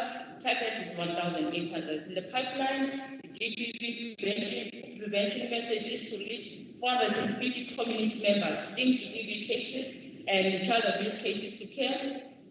There's no set targets. They distribute 9,000 checking kilo IOC material in the targeted communities. Those are the ones that have been mentioned before in the previous point that I've mentioned. Okay, with this particular program, we have not started it yet. We just finalized the contact document that's been sent to UNH for finalization, and we will appoint 5 youth advocates that will be contacted by UNH and managed by the project officer in the office of the mayor. The work will commence in July. I'm hoping it will commence in July because we are still, we're not at the stage of really finalizing. We're supposed to start in May, and that has not happened. But we are now with Dr. Miriam and her team finalizing. The key activities that are going to be conducted is to lead to SRA services, HIV testing and treatment, support defaulters to get back into care. You remember the reasons for why I think UNH have given us these 5 indicators is because we are trying to target young people and bring back them to care, because most of them defaulted during the adolescent girls and young women, link girls and young women to services and empowerment project, develop and implement a strategy to promote behavioral change amongst the youth linked to SRH, HIV and STIs, treatment and care. We have not finalized the awards as yet. Key partners will include an ACCW, IAPEC, amongst others. We will then work with other partners that are working in the communities like TB HIV care, HST, CND, and others that we work with that are already working in the community. Thank you.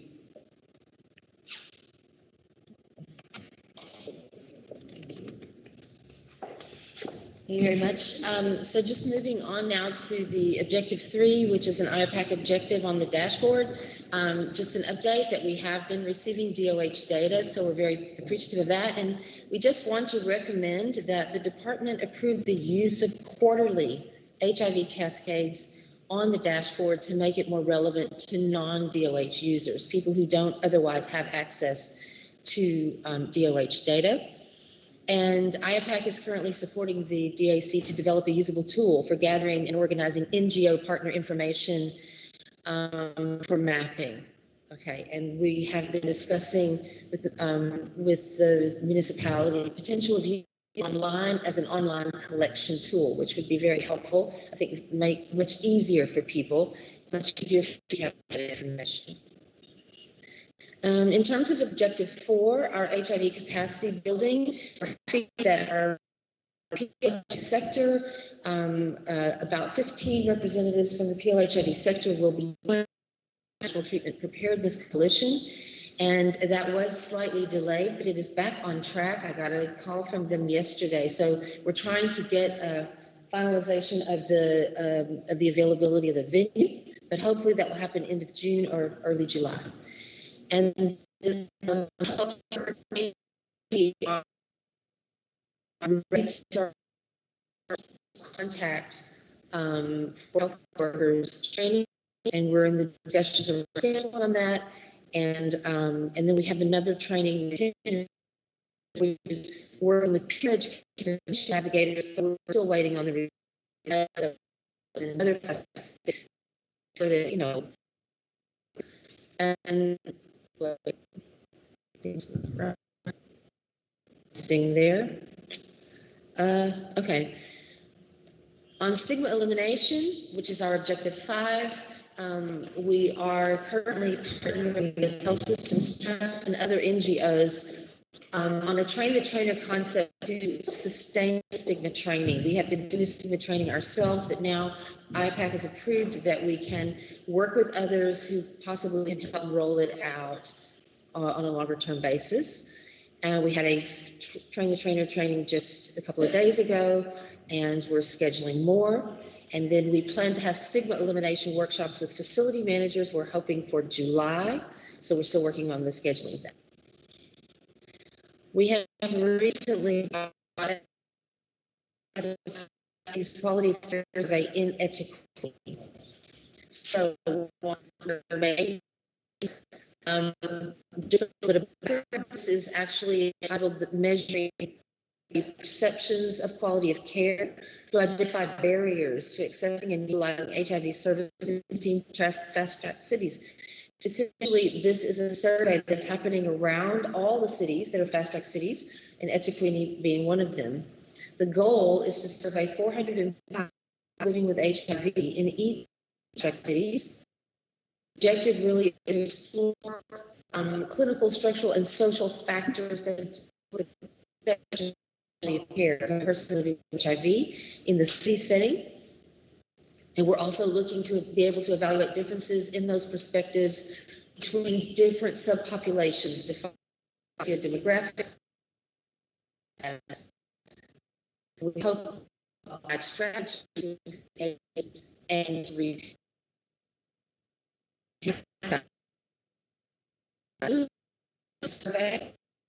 Principal investigator of this study is known to many of us, Dr. Buli Magula, who is also the IAPAC key opinion leader for Echiquini. Also working with her are Prof. Soma Pillay, Prof. Reba Maleni, and myself, and we will train a team of 4 people living with HIV who will be the survey mobilizers. And we're working together with PLHIV sector on those mobilizers. The tablets for hyper-breast schools required under the circumstances.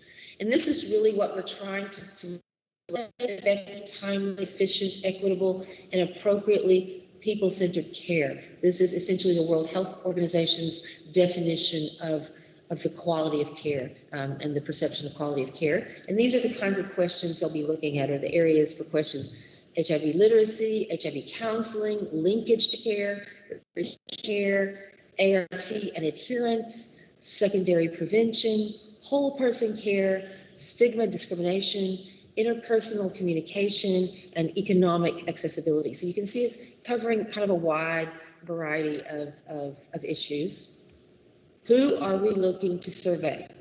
The total sample size, 400 people living with HIV who are qualified. That means they're 18 years of age and older. They have a confirmed HIV status. They have been tested and received the results.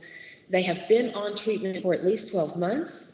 And over the full number of surveys, we are expecting approximately 140 men, 265 women, 100 youth, and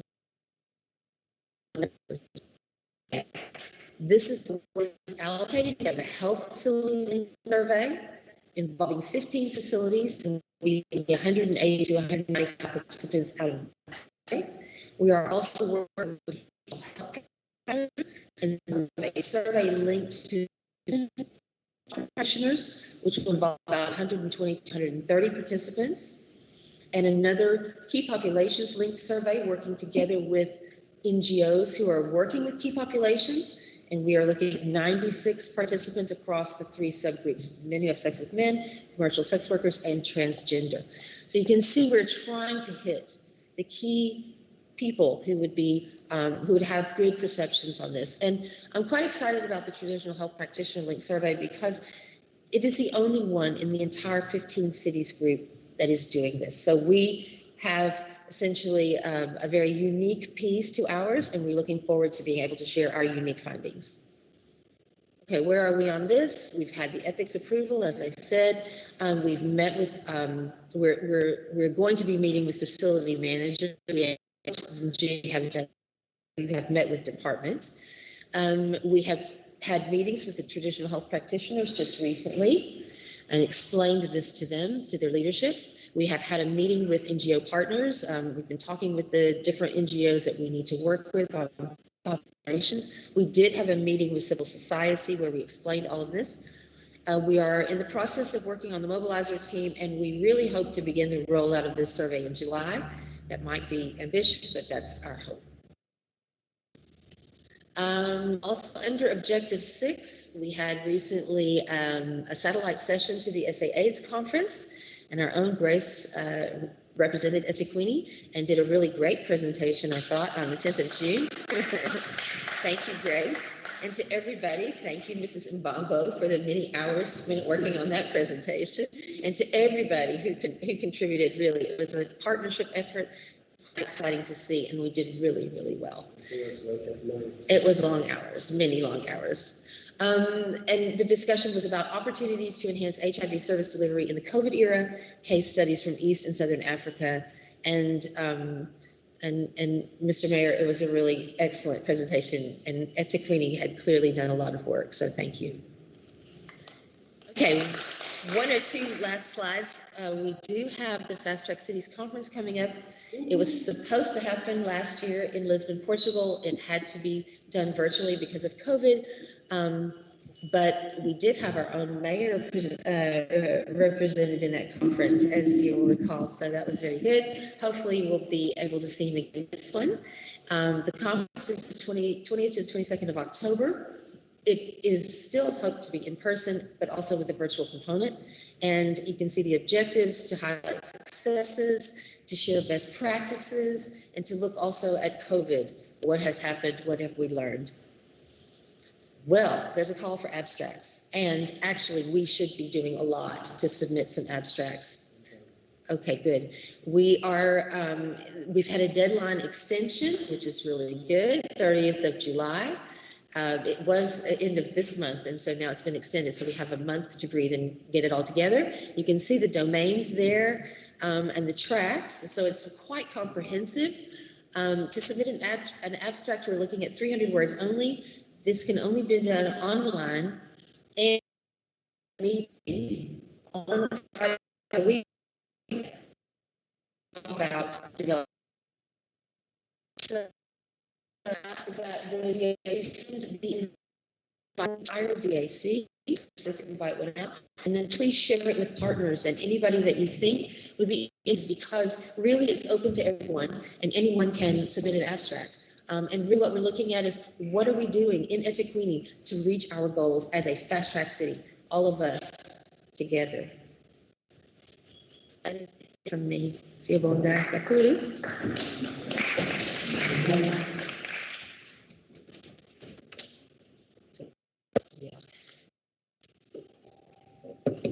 Siyabonga kakhulu umama uShalom. Thank you so much, Shalom, for the comprehensive presentation. Because of time, Honorable Mayor, can I move to the partners and then Masusi, and then we'll take OTP, and then we'll take questions, and then we'll also before we close, we'll take comments from the mayor as well.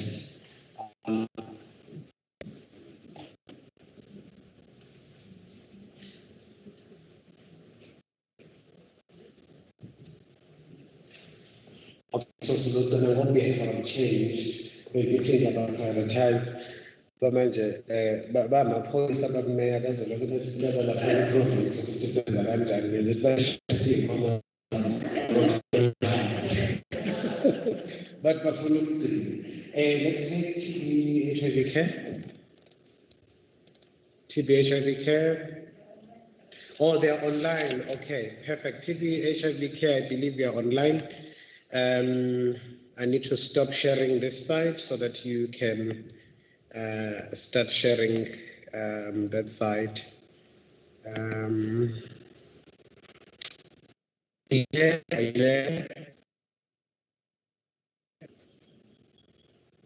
HST, anyone, doesn't matter which order. I think the colleagues from TB Care are a bit silent now. Can I get HST perhaps? Thank you, Honorable Chair. Spindile, are you from TB Care or HST? HST.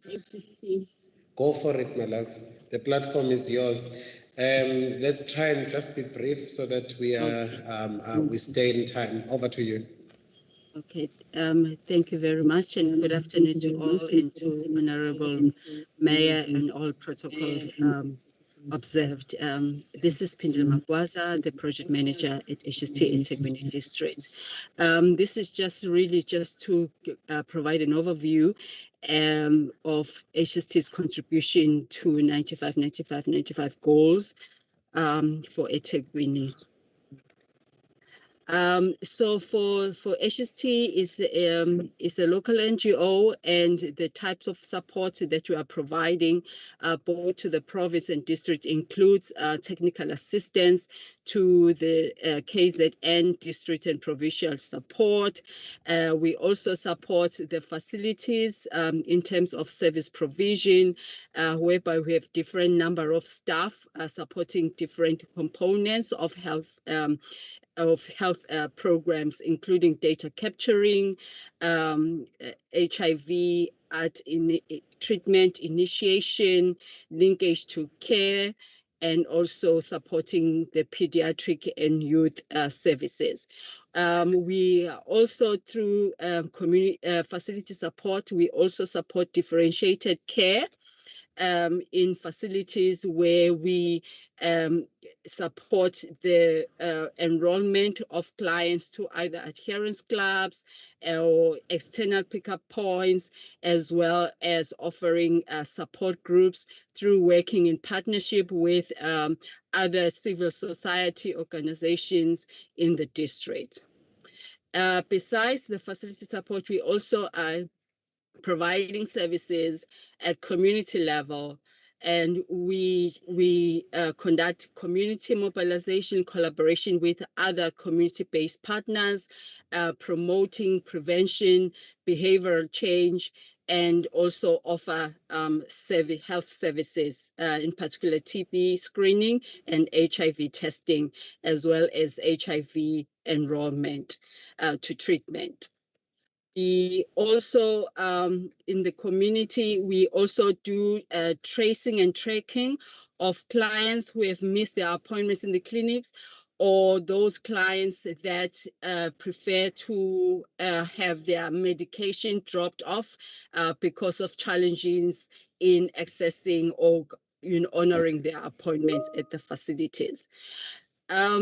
How do we do this? We as HST eThekwini, we are supporting about 121 facilities, of which 63 belong to the province, and 59 belongs to the municipalities. And 68 of them are high volume facilities, including the hospitals and community health centers. We have different levels of support. We have a facility-based support, where our staff are actually providing health services in different facilities. And so they vary between having professional nurses, enrolled nurses that conduct tracing and tracking of clients, as well as case management, as well as doing counseling and testing for HIV, and the pharmacy assistants that assist with the whole pharmacy and drug management at facility level. We also have our outreach mobile teams. There are about 16 of them in the communities that offer HIV testing and treatment at the same time. At area level, working very closely with our primary health care and area managers. We have area coordinators and monitoring and evaluation officers, pharmacists, doctors that are looking at advanced clinical care. We also have psychosocial advisors, as well as adherence clubs coordinators. So they assist by providing technical assistance at area or cluster level to ensure that all services are being coordinated in the way that promote and strengthen the health system at area level, as well as in to deliver the goals that are being set. At district level, we have some of our staff being seconded at municipality health unit as well as at district office, and mainly they support the program planning, they support program coordination, reports, data analysis that has been presented by Mrs. Mufamadi as an example. So we HST has been really enjoying working very closely with all district health management teams and for over 5 years. And we are in our last year of funding this year, ending in September 2021. And the funder has informed us that the new partner that will support the district will be announced around August 2021, and we will be then prepare for handover to that partner between October and December, with the partner starting officially in January 2022. We may also, get the funding and because we also submitted the proposal for the next cycle, but however, we will hear the final decision in August. But we will make sure and we commit to a smooth handover to the new partner so that there are no gaps and no one is left behind and no one falls between the cracks.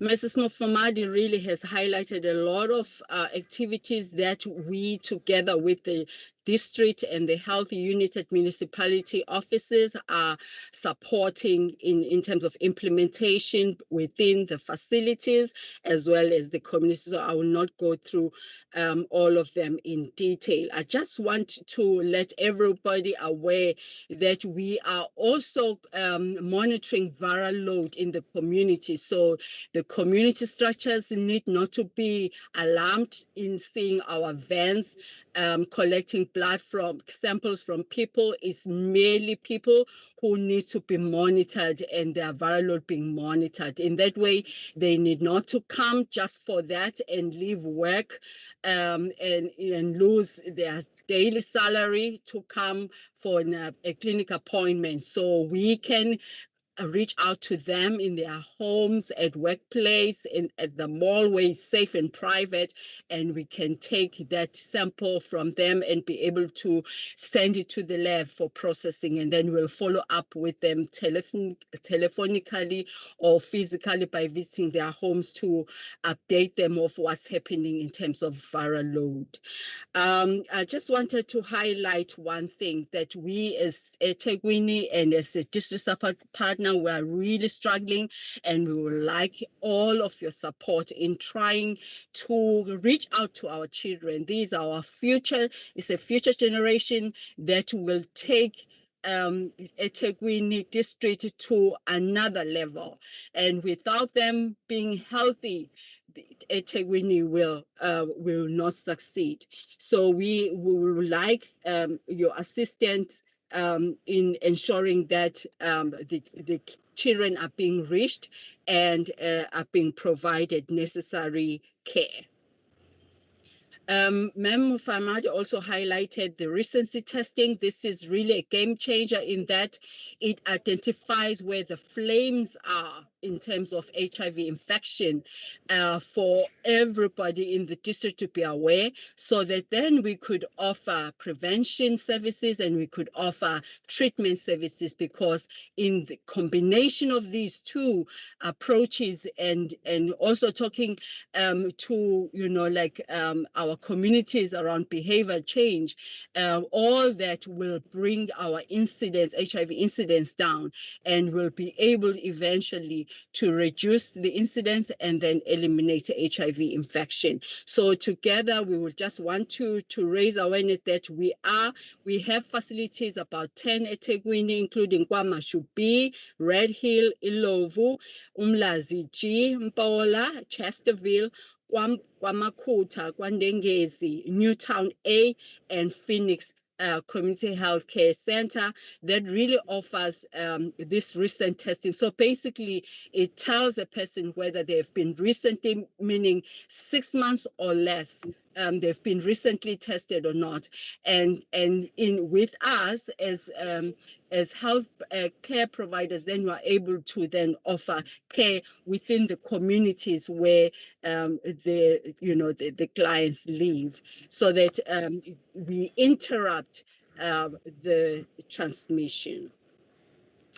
I also just wanted to say, through our mobile teams, we are all yes. We have lost your presentation. You stopped sharing.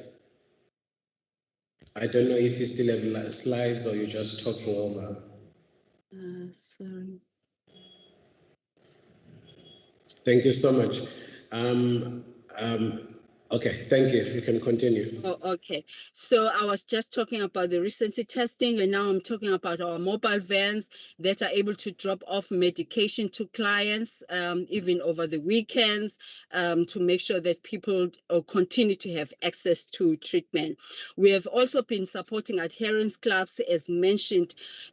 Currently, we have about 37,000 clients in different adherence clubs at eThekwini, and we worry as we are, like towards the end of our project and we would really want to mobilize other community-based structures to assist, so that these clubs continue, whether they are district support partners or not in the district, but as communities, we can assist each other and be able to sustain these clubs nearer facilities, because, this is our communities, these are our children, this is our sisters and brothers and cousins, and if they need support, we do need to assist them, and we will be willing and able to provide training and offer a lot of tools for these clubs to sustain themselves, because really they should be run by communities within the communities structures and using community venues. So we are willing to do so, and we want to be partnering with other civil society organizations to be able to do so. I also wanted to highlight that there are other avenues to access medication, including the pillar box. We have a pillar box there. It's usually a structure within the facility, but one need not to line in the facility. They get an SMS via their mobile phones that their parcel is ready for collection, and they go just like the post box, and they go, they enter their IDs, the door opens and they collect their medication. In this way, people need not to stay in the line for hours and hours waiting just to collect their medication. station. We also have vans that have different stops in Hook, Fairwood, Marion Ridge, Mpola Library, and Shell Polar Service Station. And they have a schedule that is like when on a daily basis, like in the mornings they stop at a particular library, then they move to another stop in the afternoon.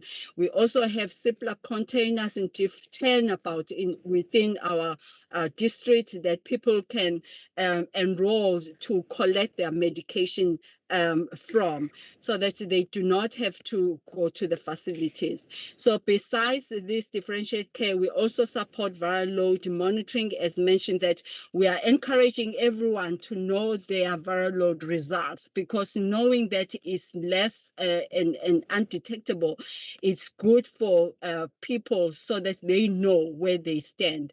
And we are driving and encouraging everyone to get tested for viral load, so that at least within the district, we know that we have met the 95 target. So with all that, I will welcome any question you may have. Thank you very much, Co-Chair.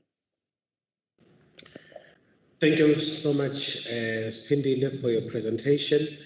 I'm gonna move straight to TB care, and because I'm pushed to make sure while our chairperson is here to also get his comments after the presentation from the Premier's office. So thank you so much for the presentation. Please do note any comments if they are there. Yep.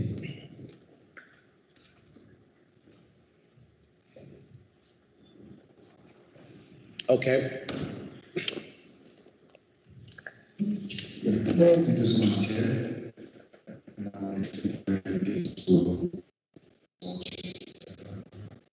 Mayor. Again, apologies. I think there was miscommunication with citizen here. Since we are basically having 4 programs right now within the district, right? So I think we'll try to ensure that when we are attending the DSC, we should have a comprehensive presentation done. All right, so my name is Nikambo Mlumba. I'm coming from the key population program, mostly the sex work program. So I may not really be able to give you details other programs, right? But I know that, for example, the TB program would have been giving us much details claims in terms of how we're working with the facilities in the state. And we also have the what we call the prepare program, right, which basically supports the young women within the district. However, my main comments will be on the presentation of non-grace. I think we spoke about gaps that we need to fill, and I strongly believe that integration is something we all have to do it. And the integration comes in control of the change. On some other meetings, we spoke about how we integrate technology as well, because we have TA.net, example, within the district. However, when we're talking about all the laws to follows that we're having within our district, you will see that is because the follow-up basically doesn't occur properly in terms of like when the client was initiated, for example, in one facility and they move into another facility. There is a sort of a break that's happening. So I'm emphasizing again on the point that if we can have, at least even in the district level or even in the operation level, an integrated program, especially TA, which is a very nice program that helps us to oversee or to monitor the progress of the client, to have it integrated across, because it's really going to help us. That's number one. And another point that I wanted to make was on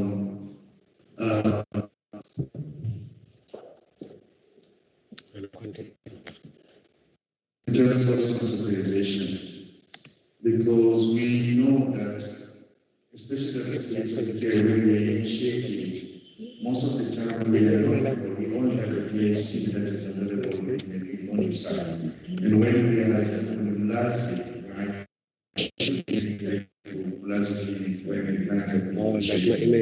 And for that case, if there is no sensitization, most of the time the ladies are being, turned or sent there or things like this, or feel like they were not friendly treated. So as a teacher care, we are willing to work with DOH in the district in a way that can provide sensitization to all the clinics, right? And also ensure that they understand what key populations are and how do we better support them. So we are committing ourselves on that. And I think after we meet this meeting, we can have a chance to talk forward. Right, so those were the points, and also some of the other challenges that we could have mentioned is on the fact that we know that ladies are moving around, right? And that some of them are getting into our city not willingly because they wanted to be. And here when we're talking about human trafficking, it's not just from one country to another, but here we're talking about one city to another as well. And it's always a problem when you have already people within the district and they're looking for how do they exceed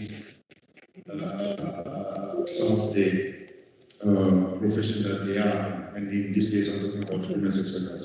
So perhaps if we can have an exit strategy with ESD and with DOH as well, on how do we ensure that these young ladies that are getting into the sex work, allow me that terminology, the sex work, to be helping in exit strategy, where we say, of course, we can educate, we can do all those things, but the truth is, perhaps they got there because there wasn't much care within the families. So if we are able, to provide that along with the medications, along with the biomedical support, then we know we can win this young women. So thank you so much. I mean, those were some of the points that I feel like I can share along with. And again, not really presentation. Thank you so much, Sam.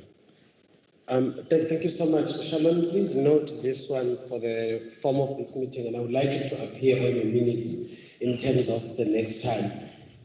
District support partners fund, ones who are doing the support services, and also USAID or CDC, they need to form part of the dashboard meeting. When we are speaking about the Fast Track Cities dashboard meeting, we need them there. Because I was very worried when we were presenting TB and we are sitting at 13%, up to 14% TB lost to fall. Then my question is, what is happening with the Global Fund money? Where is the Global Fund money going? Because even one person in TB who was found in the system, now missing, that's a threat to the whole society. So we need to make sure that this dashboard is realized and this dashboard is coming to reality in terms of COVID, in terms of HIV, in terms of TB as well. All of our key areas. Please let's make sure, colleagues. Stembele, over to you.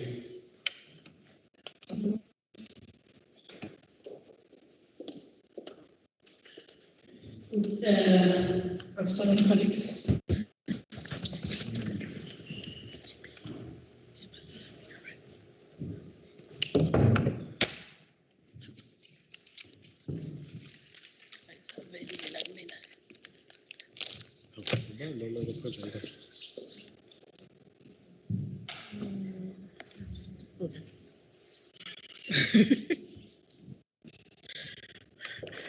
Colleagues, good afternoon, Honorable Mayor, Co-Chairperson, colleagues.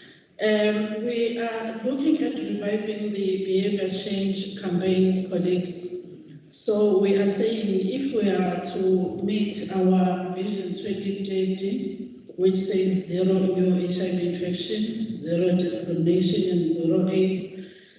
Related deaths, we really need to revive these campaigns. So,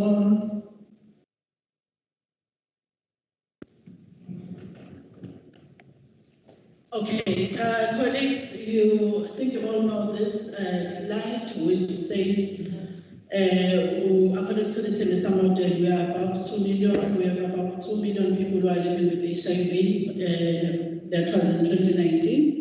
So that number has obviously increased. And KZN accounts for 20% of all new HIV infections, and also 27% of all people living with HIV are in this province. Now, with COVID-19, we know that our services were disrupted. We saw in the presentation that was done by Grace, especially for you in Tegwini, you are sitting at 56% for male and 46% for female condoms. So that is bad, colleagues. So we really need this campaign so that we can then push up our numbers. The purpose of this behavior change campaign is to basically bring back all clients that were lost to follow up, especially during the COVID-19 pandemic. So we want to promote treatment adherence. We want to raise awareness on how. Sorry, the colleagues online, the cancer presentation, something else is totally showing. TBK, can you stop sharing so that we can share, perhaps? Thanks, Busi.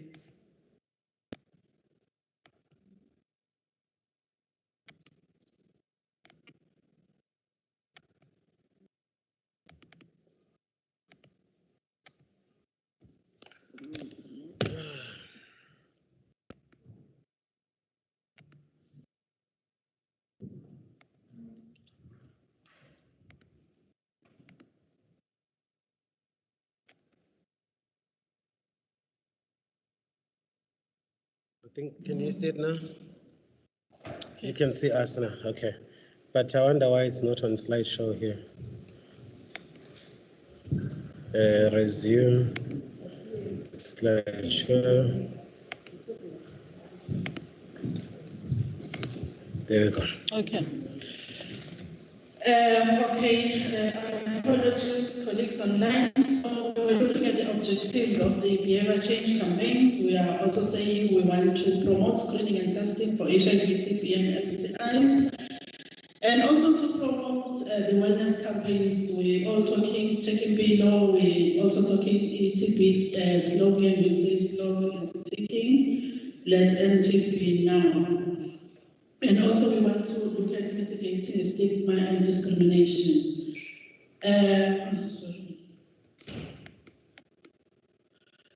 So what do we want to see at the end of this campaign is we want to see increased number of clients linked to care and treatment. We want to reduce loss to follow up, both for HIV clients that are on ART and also for TB, and also just to revitalize these campaigns, colleagues.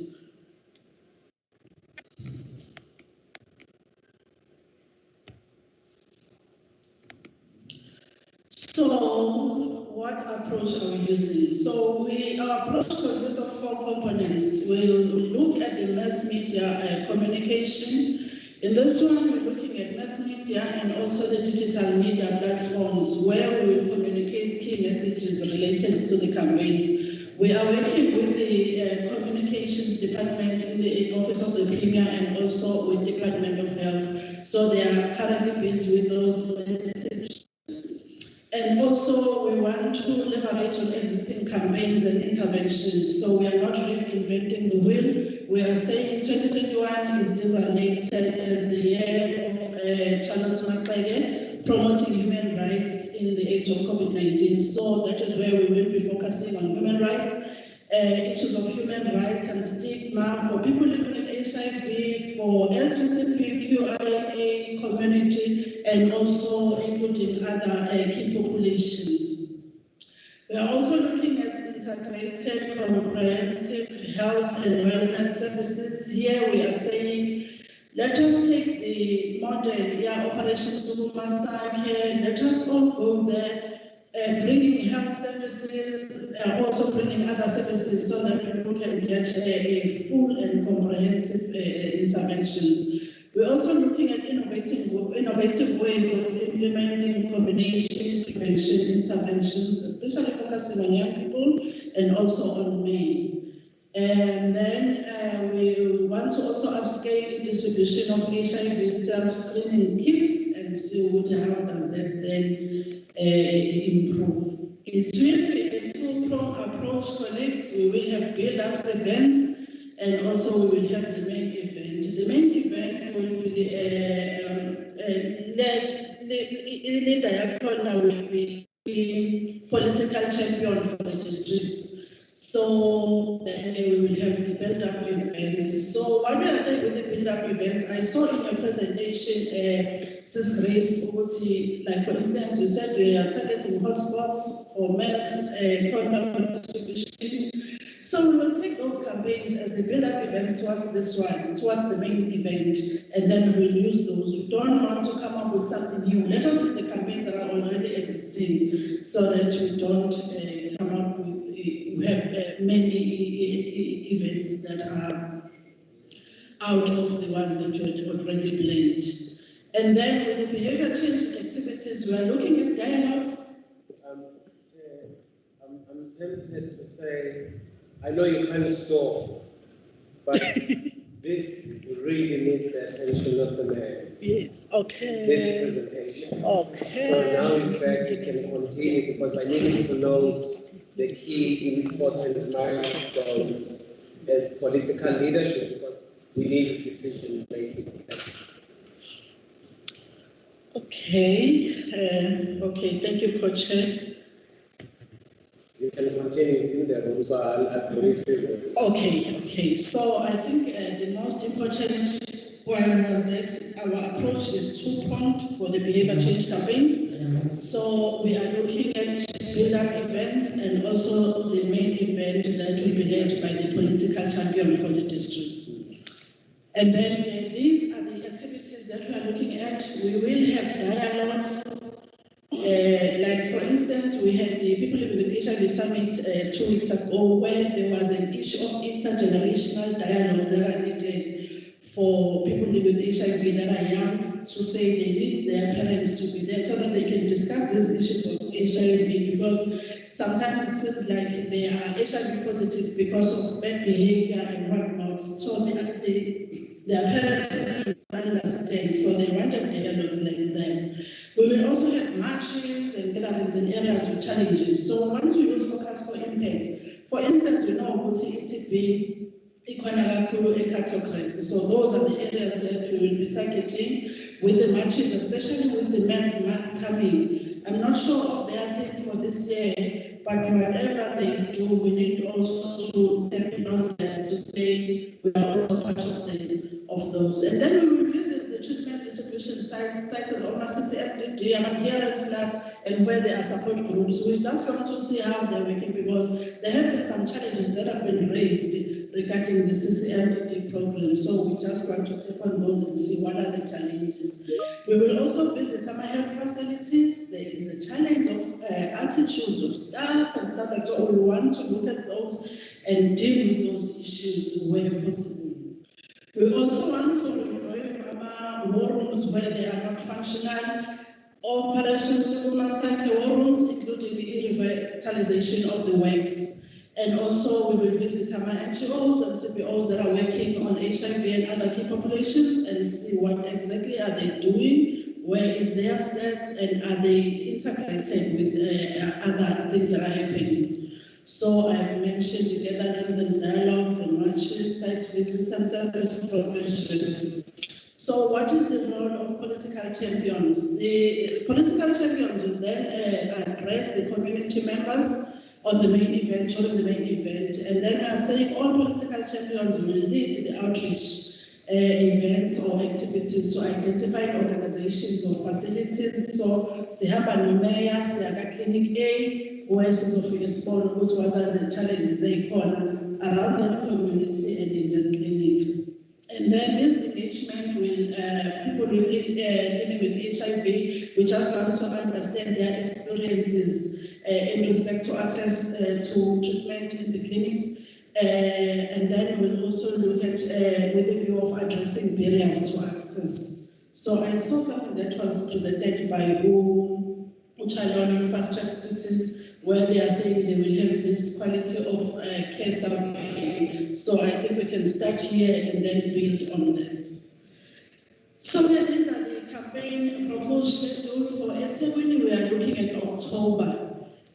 So we are saying if we can have this we are starting with build-up activities now, but then the main event will be in October.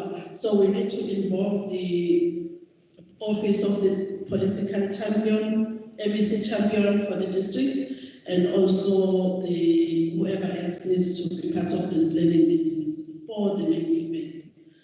And then with the reporting, I'm sure we all understand the campaigns will be reported through our local clinics, through operations Kumasake, and that report will be shared during the provincial council on AIDS meeting that will be held when we finish with this project. And then the resources, we have the Office of the Premier, the HIV Directorate will mobilize resources from the developmental partners and other stakeholders, and also the office itself will have some budget that will be allocated for this. And then this will take the Operation DDM model, where all departments and other stakeholders will be involved. We'll also look at the COVID-19 regulations where we will limit numbers accordingly. So these are the stakeholders. I don't need to mention them. You know the OSS, DDM stakeholders. Okay, these are the critical milestones that we have done, and I'd like to thank you very much.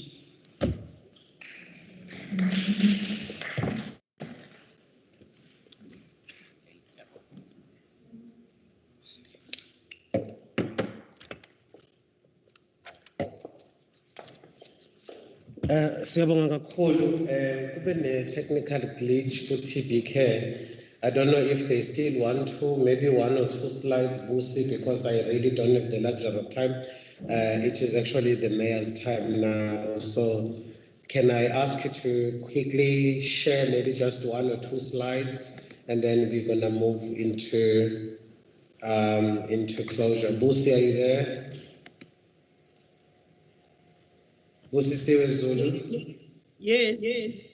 Bengicela ngishare just highlights and your successes, maybe then we're gonna hand over to our chairperson. Okay. Good afternoon, everybody. All protocol observed. I will just jump. I will not go over the overview. It's about the implementation. It talks about the She Conquers and the campaigns of She Conquers. I will jump all that, and I will just go. The next slide. It's about the dreams expansion. We are looking at the age 10 to 24, up to 2024, and we have ISAP recipient, which is UCMT, and we also focus on media. We also granted UCMT, and in terms of our operations, we are operating using Dreams package, where it is we are working with HUIW. We are targeting the families as they come from the facilities, and the facilities are within the community, and we also do capacitation of community and their sex partners. And we have evidence base which talks of PrEP, post-violence care, projective assets, school-based, community-based projects, and we are looking at educational clubs.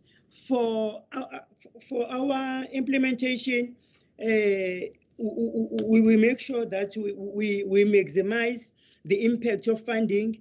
We aim to reach the most vulnerable girls using the pre-vulnerability screening as shown in the picture. This is a structural program facilitated by UCMT, which is our sub-grantee in the community setting. As you can see, the classes are being done, some under the trees. And we are operating in 40 clusters. This is our implementation overview. We'll look at a population that is undiagnosed, and we give them structural programs. We go to incentivized structural programs. We also do psychosocial support, and then we refer them for biomedical services.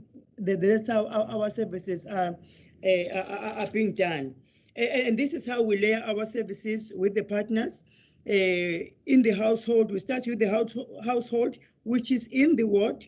And in the ward, there is work and there is OSS. So this is the model that we are implementing to ensure that we cover everybody in the community, and we are layering the services with all the partners in the community. This is our implementation model. It's either you go in our programs through structural programs, or you go in through our biomedical services. And this is our interventions in terms of structural interventions. We do stepping stones, we do family matters, we do men-to-men, healthy choices. We've got 1, 2, and 3, and we do SASA programs, and we do safe spaces, and we do economic strengthening. But at Tegwini, we are piloting a hybrid, which is online facilitation for structural programs. We are looking at implementing that because of COVID regulation. So we want to continue with our interventions despite of COVID regulations. And this is these are pictures of how we do our structural programs. We even use the trees because we are a community-based partner. We use even the trees to conduct our structures, and you can see the girls down there. We are implementing all healthy lifestyle. We are doing exercises, and the bits there on top are the bits that are being done by them in terms of art services. For primary learning, we have got Ixasalami 1, 2, and 3. Those are the programs that concentrate on 10 to 14, Ixasalami 1 and Ixasalami 2, 15 to 19, and Ixasalami 3, which is 20 to 24. For behavioral interventions, we look at risk reduction assessment, we do counseling, and we make sure that we screen for mental health and GBV, no substance abuse, and we refer them accordingly because we have got social workers, and we do refer for other services. For service users that are screened for GBV, we also use first line support, which we call it's lives, listen, inquire, validate, enhance safety, and support through referrals. And we also do HTS, we also do UPEP, we also do emergency contraception, STI prophylaxis, we do condom distributions, and we link them for all other services. These are the pictures where we were doing gender-based violence. And we also have a call center line where the young people are able to call in without naming their names, or sometimes they do tell us their names and the numbers so that we can proceed with the continuity of care. It started working slowly, but after being advertised, it's working smoothly now. We were getting numbers of the youth that are seeking interventions. For biomedical, we do SRH, we do PrEP, and to those that are negative, and for those that are positive, we initiate them on ART. We also do pregnancy testing. We also screen for TB, HIV, STI.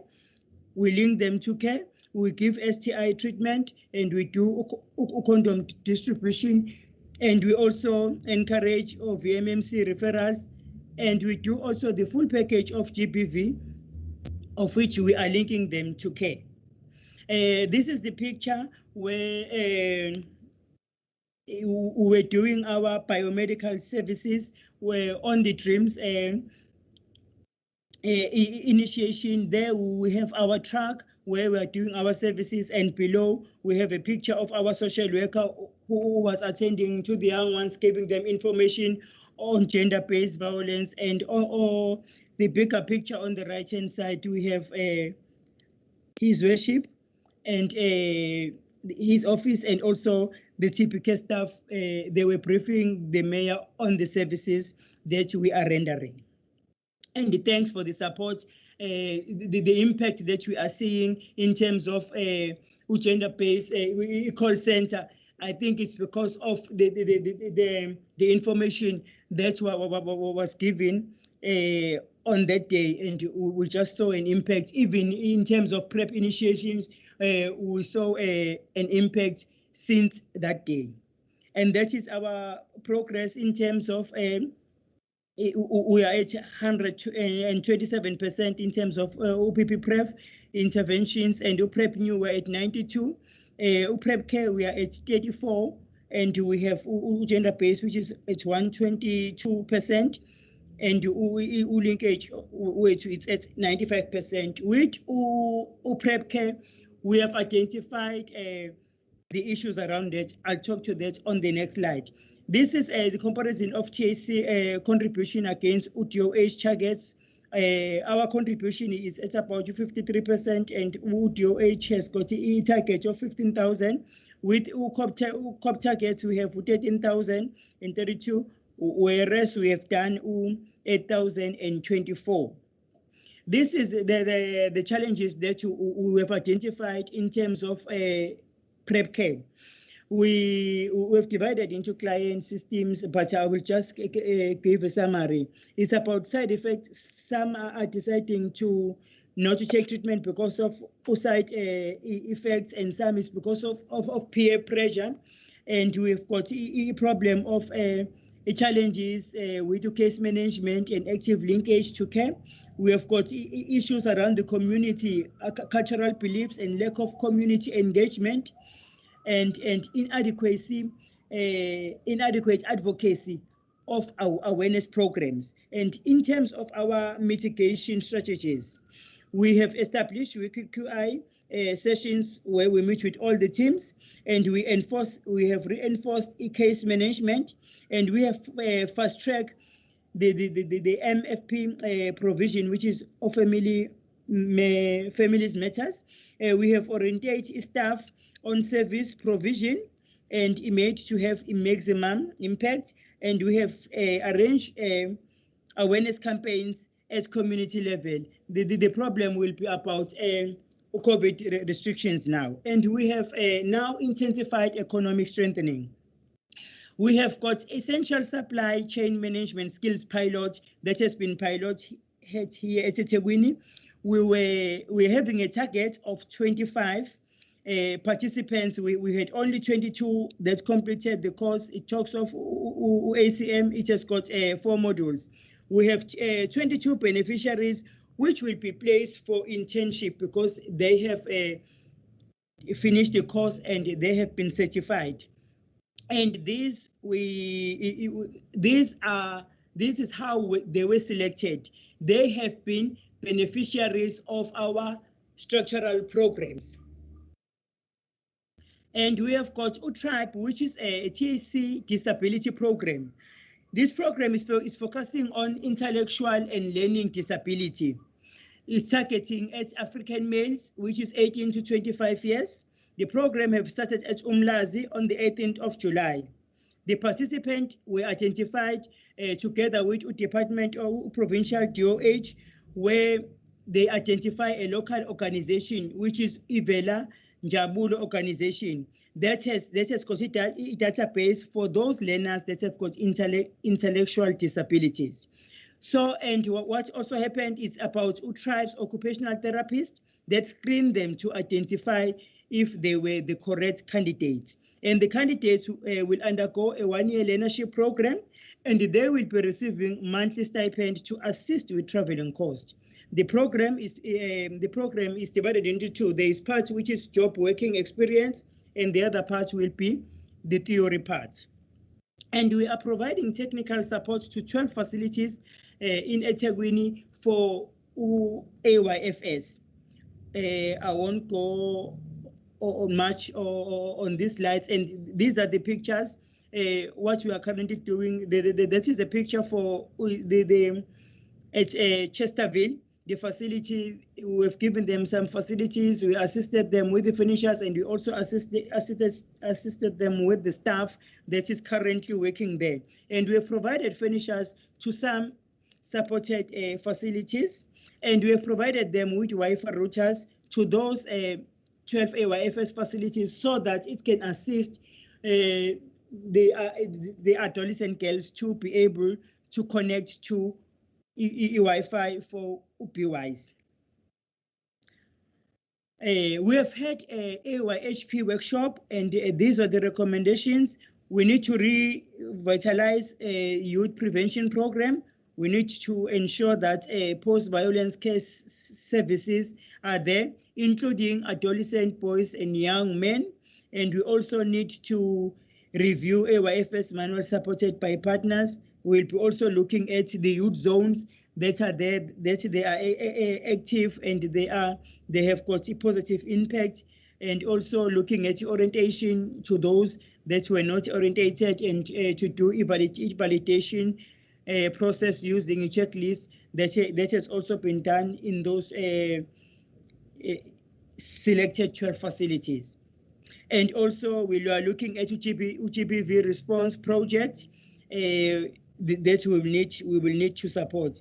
And we need to also look at the integration of ISHP and mental health. Thank you. Thank you. Thank you so much. Busi, we may not have luxury of time, but there was a question that came from the floor, which was asking what about contraceptives and what is your coverage and how many contraceptives have you distributed to how many young women and adolescents are accessing those? And the other one is, I've just received one online to say, why put a Wi-Fi? Let me read it for you.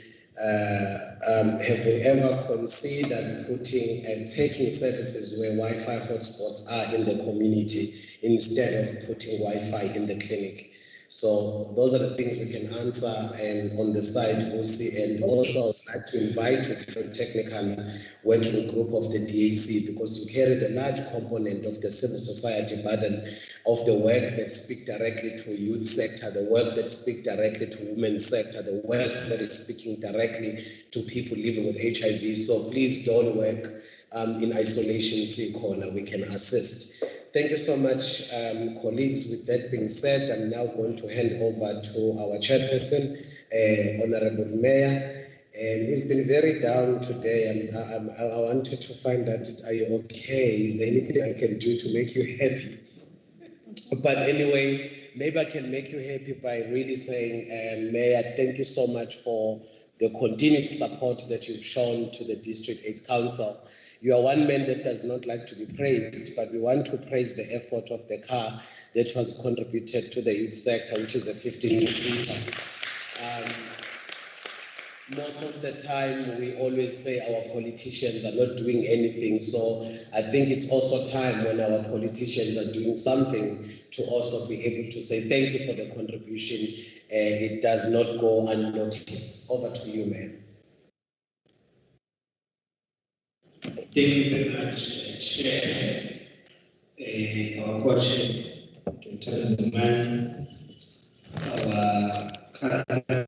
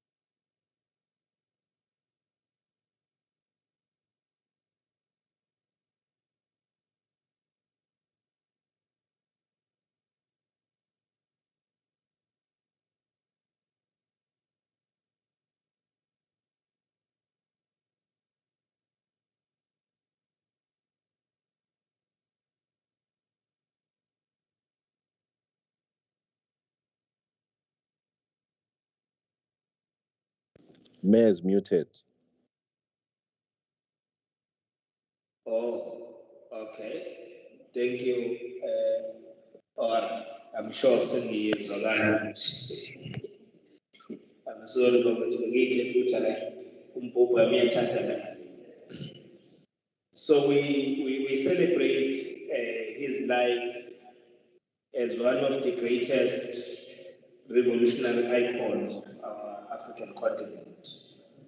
But we also mourn the life of Mr. Jabu who succumbed through COVID-19.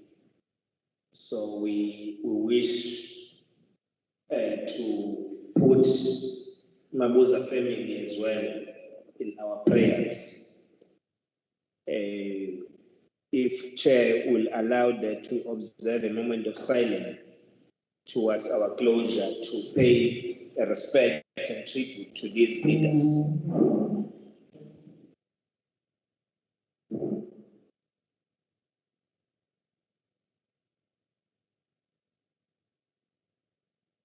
May their departed souls rest in eternal peace. Amen.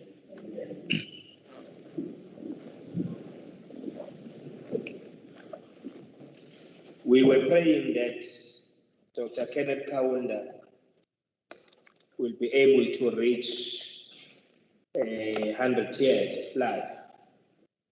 When he was still in hospital, those were our prayers, so that he can celebrate his centenary while he's still alive. But okubekwe uNkulunkulu ngeke sikuphikise, kufanele sithathe njengoba kunjalo. Let me start by thanking you, Co-Chair, for tolerating my late coming, as I've requested that I need to start from somewhere. I started my day at 7:30 with some challenges of our community in Cattle Crest.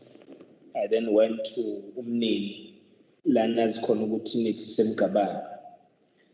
We respect the DAC work and we take cognizance of the magnitude of responsibilities that are really need to be executed at this level of the DAC. We wish to express our words of gratitude to all our sectors for being active on the implementation of our programs, especially our targets on the 95, so that we are able to reach to those particular targets. We also wish to acknowledge, because we work as a collective, when we said to the Secretariat, there were a number of interventions which we're supposed to make at the level of the city leadership, so that we can enhance the work of the DAC. So we noted those issues, and we are happy that you have also emphasized, Chair, that those departments which are also critical must form part of the Secretariat, so that when we meet and plan our work, they'll be able to make their own contributions in that particular platform before coming here. So I would like to thank all the Secretariat participants for having availed themselves whenever we are meeting to plan and look at and assess the progress that we are making. We must emphasize, Chair, that Dr. Kumete as the DCM and the HOD of health in the city, we need to expedite the process of filling some posts on the AIDS manager within the department that is still vacant, and other critical posts, so that we can really be able to build the capacity of our municipality to be responsive on the aspirations of our people. So those posts, we regard them as critical.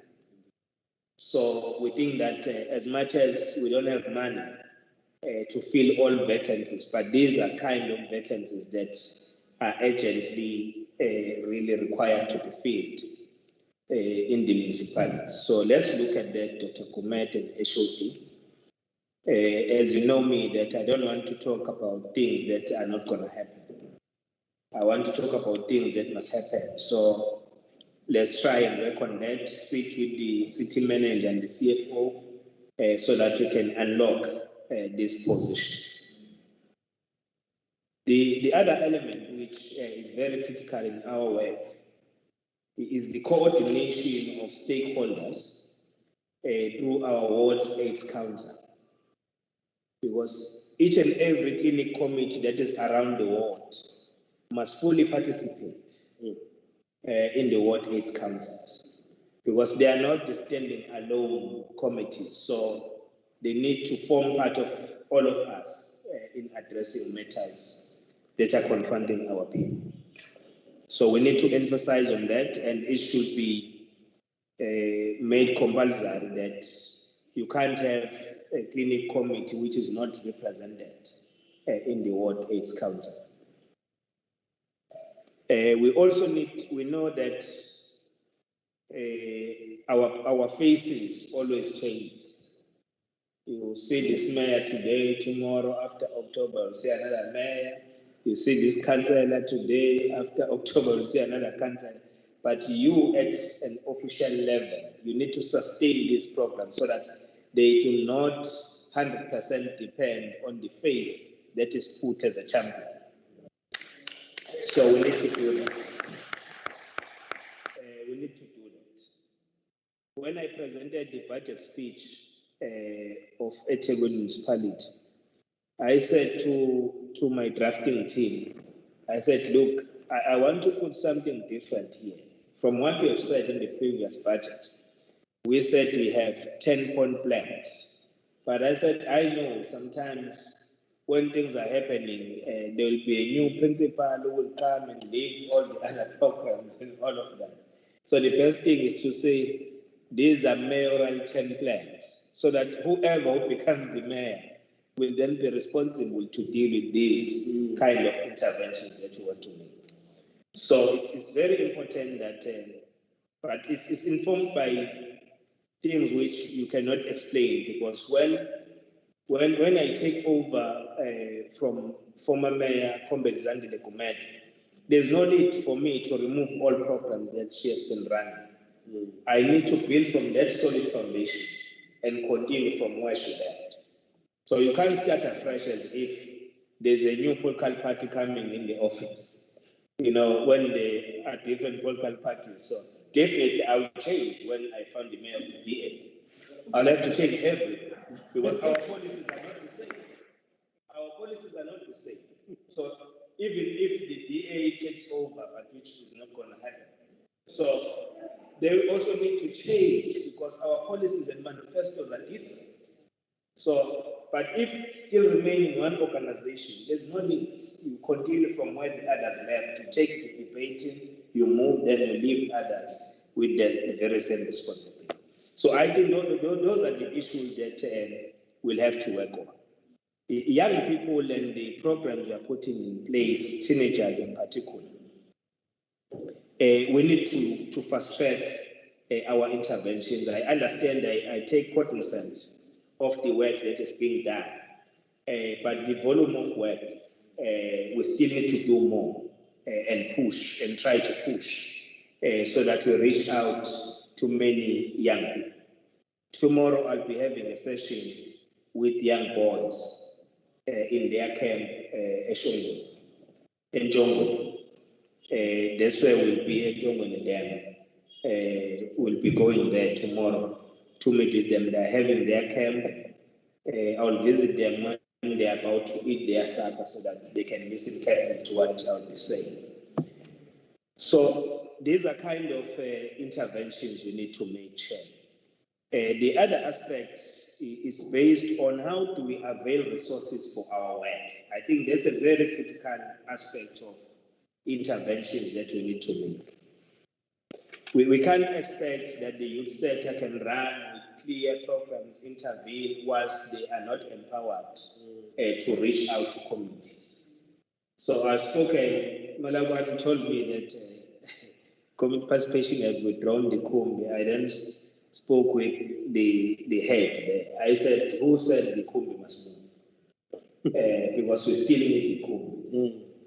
So we still need that combi, and that combi will negotiate. That combi must continue servicing the youth sector. So if we get sponsors, that will be a bonus. We'll talk to other businesses to sponsor us, so that you can also allow participation to use their combi for other purposes. But it's part of the work that they must be doing. Community participation is there to reach out to communities and ensure that these programs find expression on the ground. So we are not diverting resources for nothing. So they are still relevant in executing that responsibility. So the aspect that we need to emphasize as well on Chair. Last week on Thursday, I participated in the official opening of one of the restaurants here in Musgrave. It's a green lounge. Why they call it a green lounge? Because it provides healthy meals. They even reject the notion that everything we must put oil in everything. So they develop their own oil, which is healthy. So I'm saying that's where we need to move to as a nation. Because remember this thing of reacting all the time. We continue to eat bad stuff, then we expect that lives will change. Not gonna change. And when I saw that restaurant also sells meat. But the way the meat is cooked is also heavy. Every ingredient that has been put there is heavy. Now, I said, because people will start realizing, even the future generation start realizing that it doesn't assist us. When I visited China, we remained there for 2 weeks, and I requested silently the lady who was serving us to take sugar. I was looking for sugar. Then they said, no, mister, we don't serve that. We don't serve sugar. We don't want to be like you in South Africa. They said, we don't want to be like you in South Africa. So don't ask me how do we look like. So it's giving what I'm, that they are sticking to their principles. When they cook, they serve you dinner, you are looking for salt. You won't find that. Because they've identified these things which are not contributing to the healthier status of our people. So in South Africa, we want to wait up until people start getting sick. Then we waste money to try and save lives, right at the tail end of the process. We need to start now encouraging people to eat healthy food. We're not killing business. Even businesses must adjust, adapt to that. Because we want to achieve this. Because life expectancy can be extended as well, not only by putting more medication, but making sure that people remain healthy. So that's what we need to do. Our gogos who are running every day in cattle crest in the sports field, every morning you see them running there, playing there. They are not wasting their time. They are adding value to these programs that we are talking about. They are adding more value. So young people should also be encouraged to do exactly that. So, Chair, I'm sure you'll summarize on the issues, but I wish to express our words of gratitude to all of you as participants, your meaningful contributions that you've always avail yourself, and you also inject your own inputs to the work of the DAC is highly appreciated. To us, and the revitalization of the DAC through its coordination, I don't think that Malagwane is enough what we've done.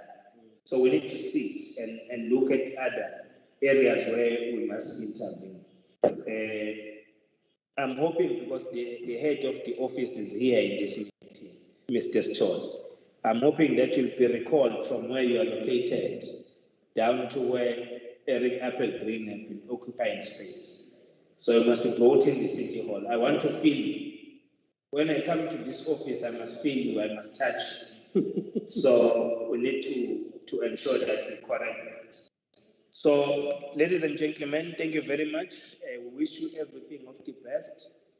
Please, let's continue to keep those families with their relatives who are in hospitals.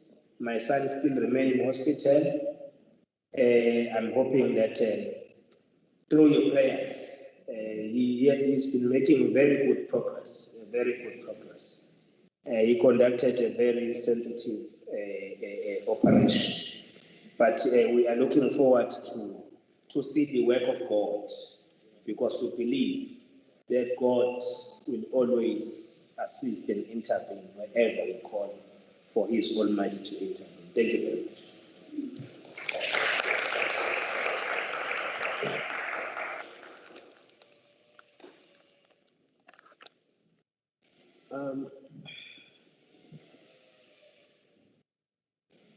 Thank you so much, colleagues.